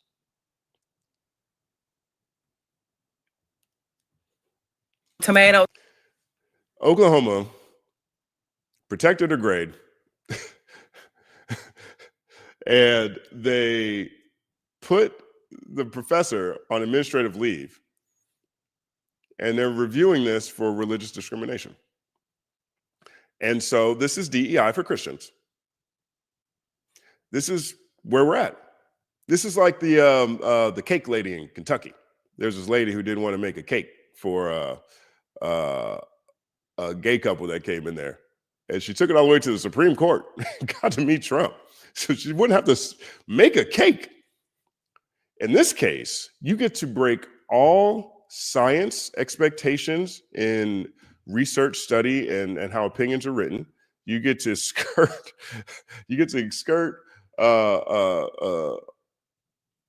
the assignment as a whole, as long as you say, I'm a Christian. University of Oklahoma is a public school. Okay, public tax dollars are used to run this school. That's part of where we are now too in the education system. You have a number of private schools doing states who are giving public dollars to wealthy people by coming up with voucher programs, which takes public dollars and allows families to use them to go to private schools. So if a private school is $10,000 and you get a $3,000 voucher, it helps cut the cost. The problem with that is, I don't know about y'all, I did not grow up in a family where my parents could pay $10,000 a year for school. So if we got a $3,000 voucher, that's still $7,000. And I did not grow up in a family that could pay $7,000 a month for school. So it's just a way to move money from the public base and public people into wealthy hands in private institutions. It's happening nationwide. But that's what this is. And I think this was a setup, because this is Turning Point USA again. That's how I saw this in the first place. And they have campuses nationwide in high schools and colleges. And this is part of their mission. This is part of what Charlie Kirk is being celebrated for. You know, one of their missions is to make all institutions Confederate. They want to have Confederate points of views, Confederate ideologies permeate through college campuses. One of the problems that they have, generally speaking, is that when you look at people who vote for the red team, it's the uneducated. So when a man or woman goes to college, there's a less likely chance that they're going to support, in this case, President Trump. There was actually a poll that was just recently released about that. And I think I still have the statistics on this. The point is, this is a bigger conversation that's happening nationwide on multiple levels. And here is an example that happened in the past 2 days that really perfectly captures it. Here is the poll that I was referring to. You guys see that? Let's see. Yeah, so here is the poll that came out recently. Okay, the poll says, NBC poll opinion of Trump, white men, no degree plus 41, white men college degree plus 1. So there's a 40-point shift with white men who go to college. White women, no degree plus 14. White women with a college degree, negative 38. Now, the post here says, what is it about universities that does this to white women? It's not just white women, it's people. It's called education, right? So they've been finding ways to attack colleges with this. And this is what we're seeing right here. Like, this is an example of what we're seeing that is happening on the ground. And it's I'm just flabbergasted when I saw this story. And it looks to me like it was a setup. Because again, this is Turning Point USA. This is a trans teacher. And it became a major story really quickly. And it's happening in Oklahoma. You know, this seems like one of those insurgent stories that happen. I can't prove that. That's just how it feels in my gut. So the reactions to this have been pretty incredible. And so here are a few reactions that we see here. This one's from Giggly. You guys got that? Yeah, you got that. Giggly says Giggly is replying to the Calvin Coolidge Project, which says, report University professor Mel Curtis has failed a student named Samantha K for quoting from the Bible in her essay based on gender roles. Well, we just read the essay. And based on what we read, I agree with Giggly. She says, she wasn't failed for quoting the Bible. I received an A on this at Harvard during my first year, and I wrote about Christianity and cited the Bible in an expository writing class. You can quote the Bible, you just have to write a decent essay. That's what the problem is here. The essay wasn't even an attempt at really being an essay. 1 second, applause to that comment. Dr. Kareem Carr says, everybody's jumping on the prose, but as a piece of scientific writing, the reasoning level of the essay is extremely bad too. She writes, women naturally want to do womanly things because God has created us with those womanly desires in our hearts. A sentence like this is circular and literally means nothing. Imagine going to Wikipedia to learn about cats, only for the cat behavior section to read, cats went to do cat things because God created them with catly desires in the heart. And the whole essay is like that. Yeah, that's just true. 1 second, applause. No Signal says, I can see why Oklahoma is ranked 50th in education. Yeah, I can see it too. That's about right there. 1 second, applause that one. Here's another one from Nate. It says, if I see a Christian pilot, I'm going to be like, boy, I hope they're qualified. Now, that's a direct quote at Charlie Kirk, right? Because one of Charlie Kirk's famous quotes was, if I see a black pilot, I'm going to be like, man, I hope they're qualified.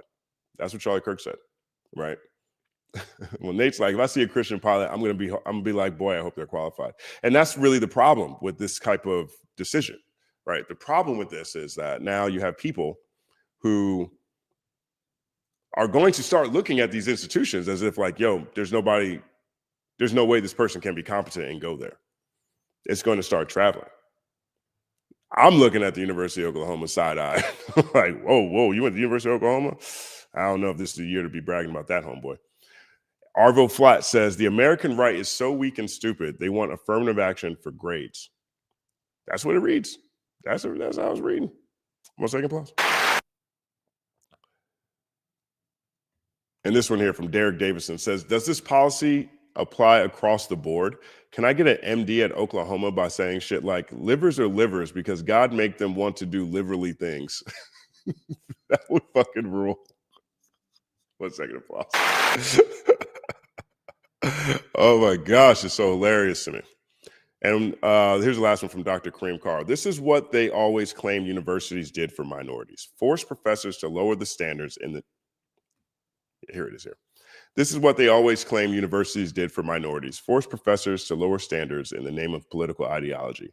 Come to find out, they're projecting onto others what they desperately wanted for themselves. DEI for conservatives. Point is this. Don't ever listen to Joel Santana. Don't listen to nobody that tell you that reading ain't important. Don't listen to nobody gaslight you and say that you only got your position because of the color of your skin or because you checked a box or whatever.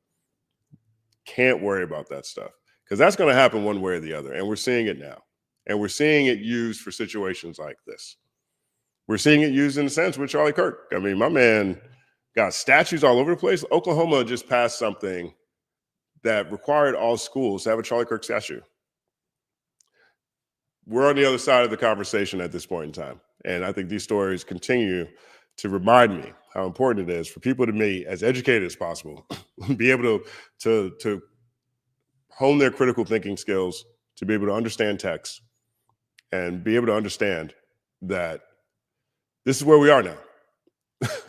And higher education in 2025 Also comes with some of the craziest scapegoating that I've ever seen. So everybody be safe out there. But this story is wild.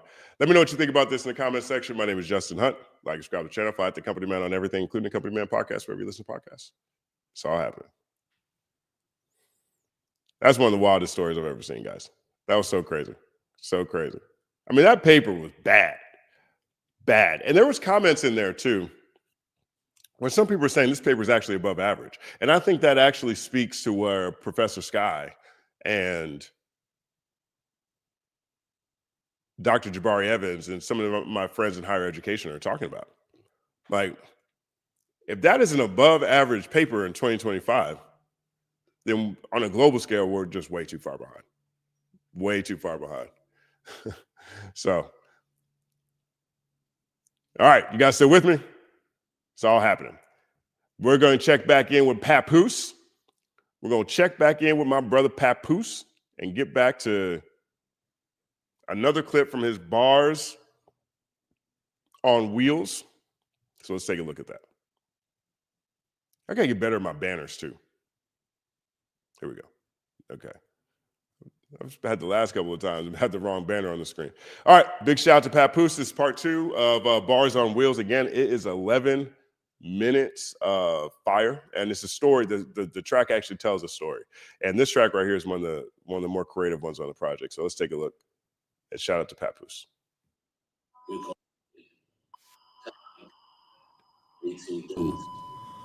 Couldn't see them.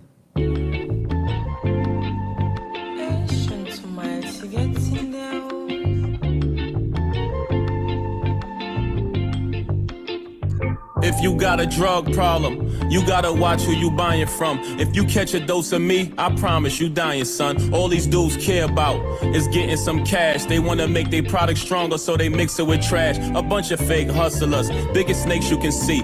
So one thing that he does on this short film, and again, I'll put it in the comment section of the video. One of the things he does with this short film is in every scene, he's driving a different type of vehicle. So he was driving the Bentley in the beginning. We saw the tease. He's going to be driving a police car. Now he's driving a hearse. There's 2 other things he's driving in between. And that's the story he's telling around it. So it's 11 minutes for the video itself. The EP is out now. And the EP is actually 15 minutes. So it's 6 tracks. So there's 2 extra tracks he didn't do a full visual for that are on here. But listen to what he does with this verse. 1 second applause to Pat.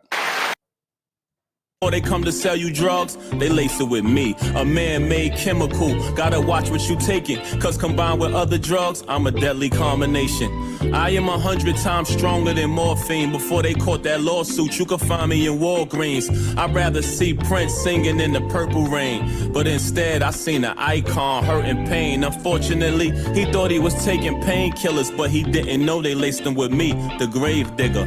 Mac Miller thought he was buying Percocets, but they laced him with me, which led to a certain death. Years later, the cops caught the punk cowards who sold it, cause they got arrested for selling counterfeit oxycodone. Great actor, he was honest about his addiction, but that didn't stop me from taking Michael K. Williams. Gangsta boo, TMZ claim my life was lost by me, but out of respect, we gotta wait for the autopsy. Rest in peace, Coolio, well known from coast to coast, another legend the world lost from an overdose.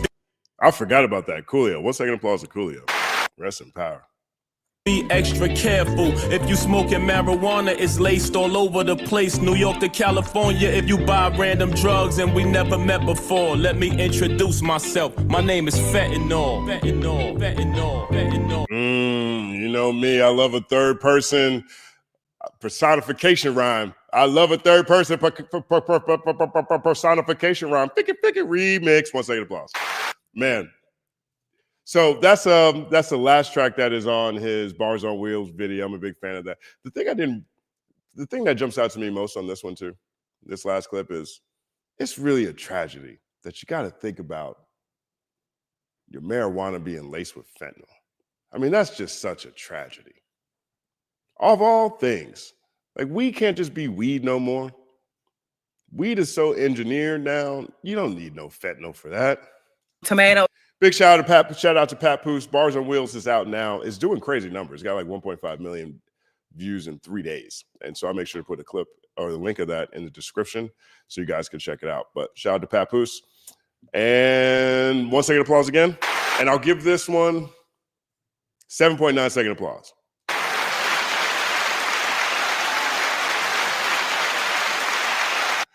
Because I love a metaphor rap. Let's personify fentanyl. That's what's up. All right, so we got one more block on today's episode of the Company Man Show, the 4th episode of the Company Man Show live.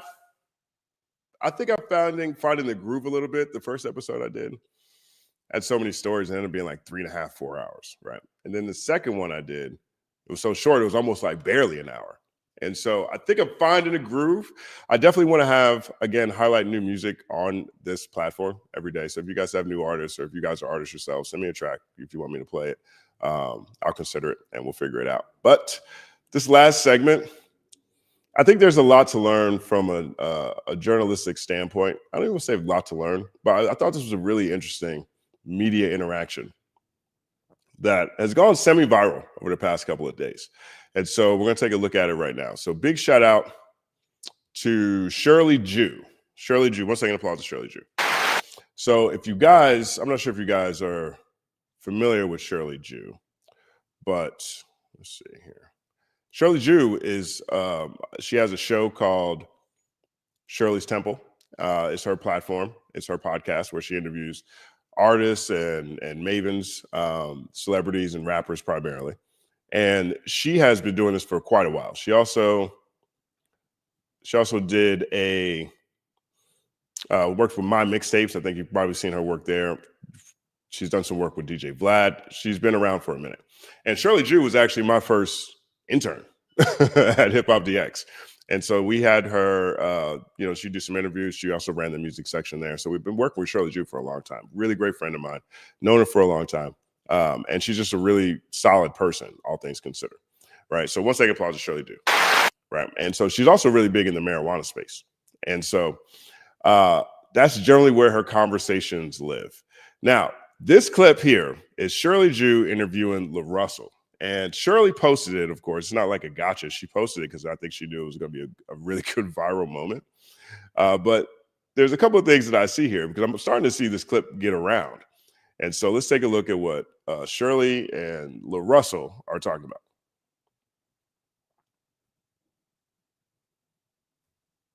Oh my God. Don't get shy on me now, LaRussell. I just feel like there's more fruitful questions that could be asked to me. Dang.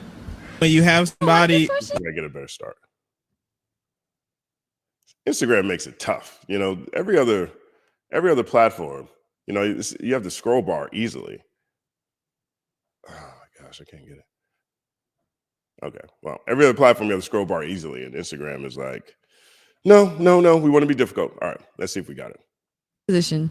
All right, so Shirley asked LaRussell, what's her favorite sexual position?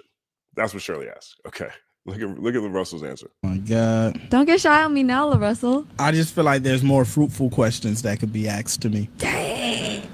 When you have somebody of a certain like intellect and knowledge and achievement, it's like you could really get game, and asking them how they like to fuck is just like, it's a waste of a question. Sometimes I really just be. It's a waste of a question. You've got someone at this level of achievement and you have an opportunity to really get game, and it's a waste of a question. All right, well, 1 second applause.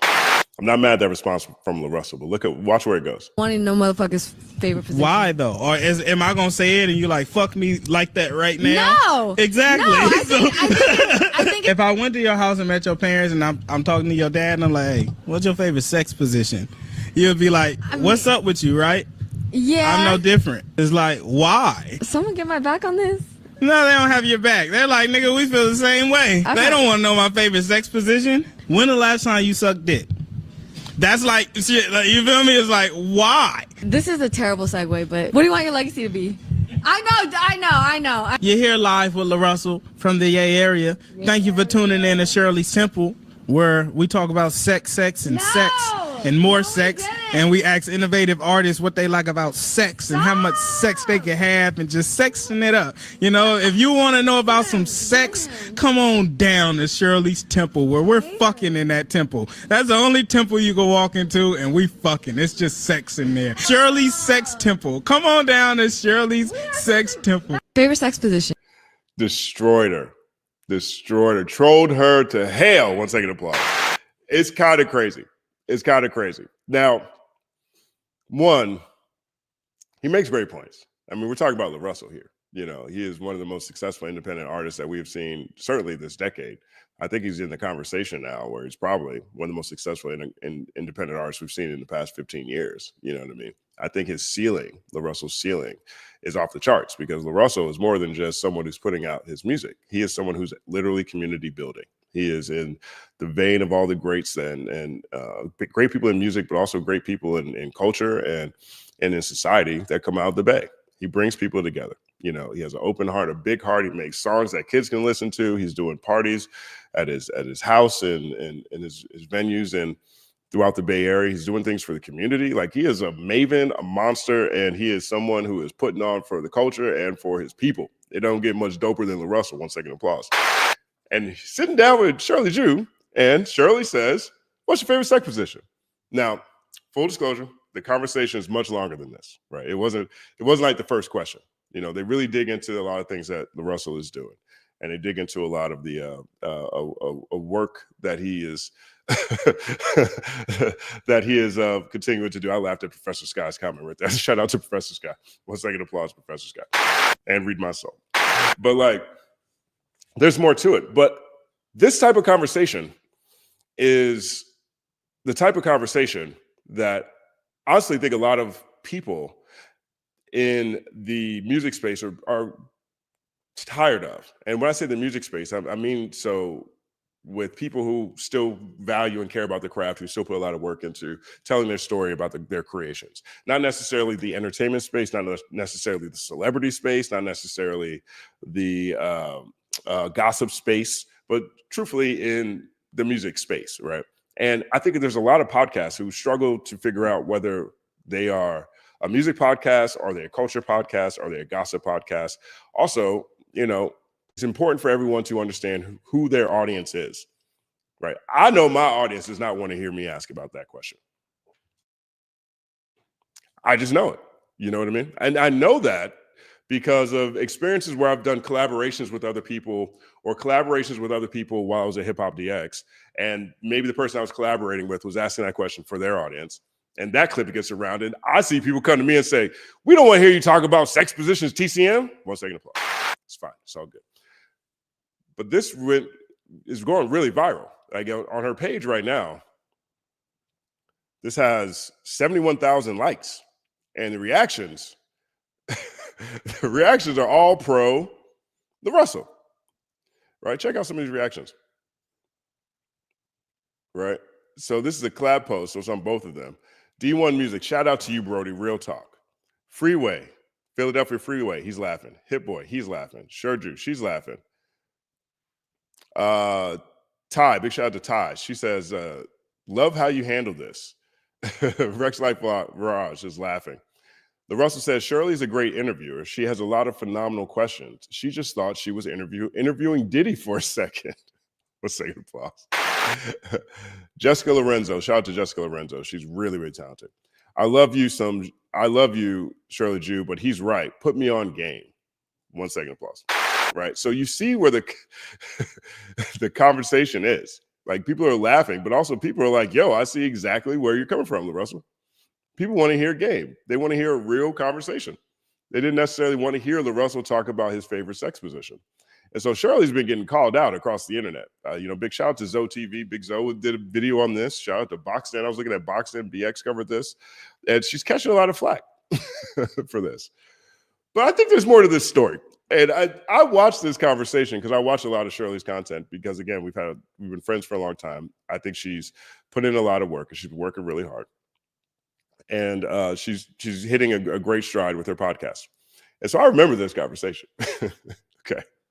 And so Shirley actually has a segment of her podcast, which is like the short question. So she'll do like a long deep dive. And at the end, it's sort of quick viral questions. And so I think she got what she was looking for with this one here.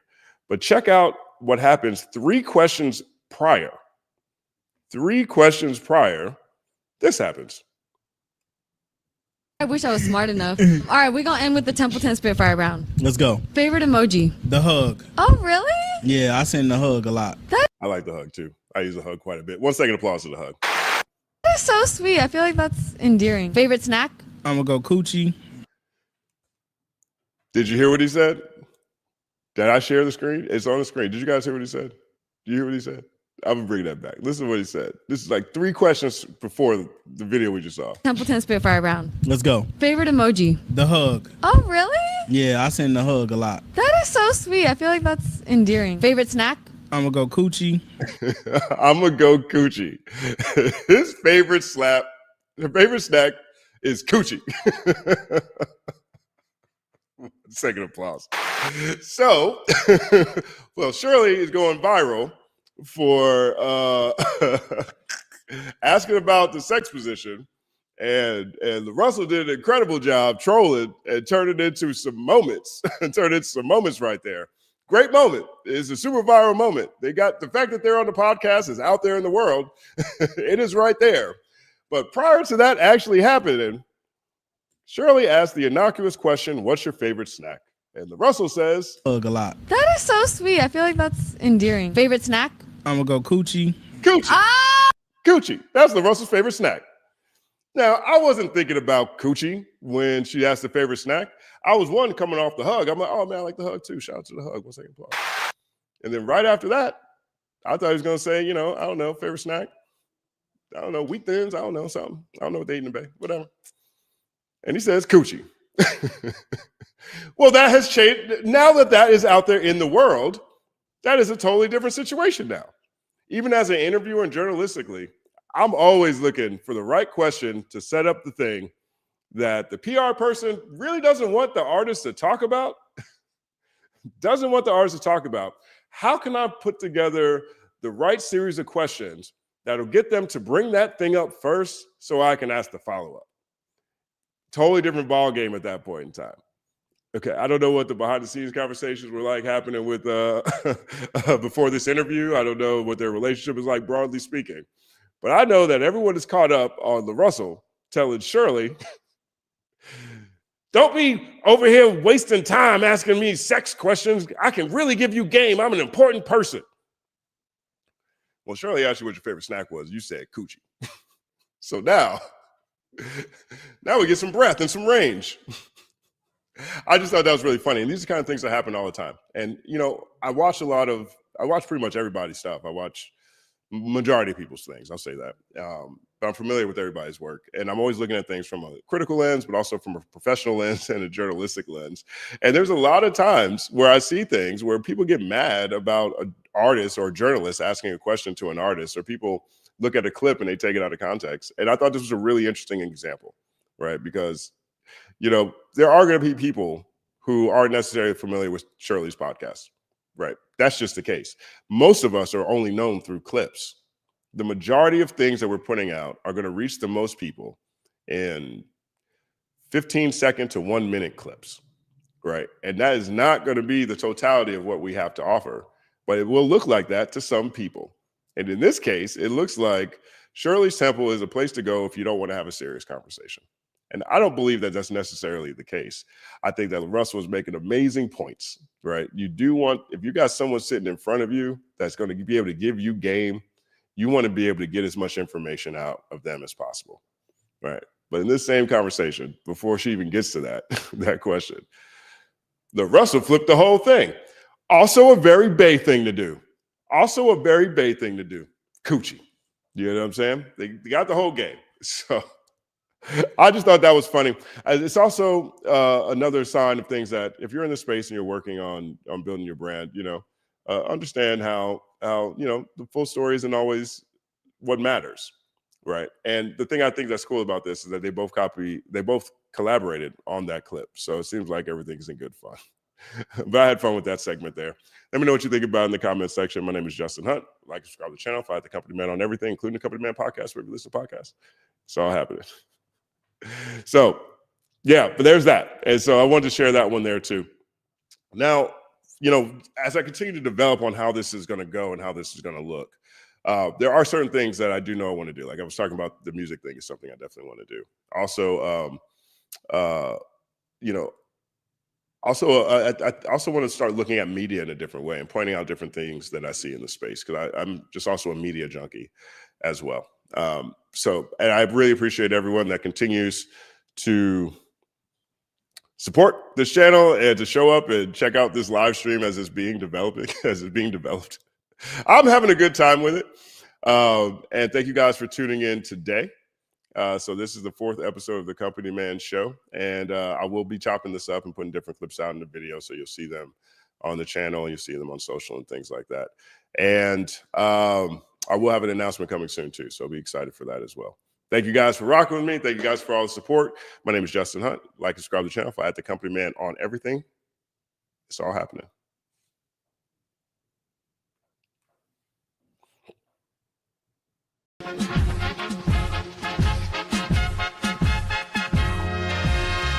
Justin Hunt is here, it's all happening.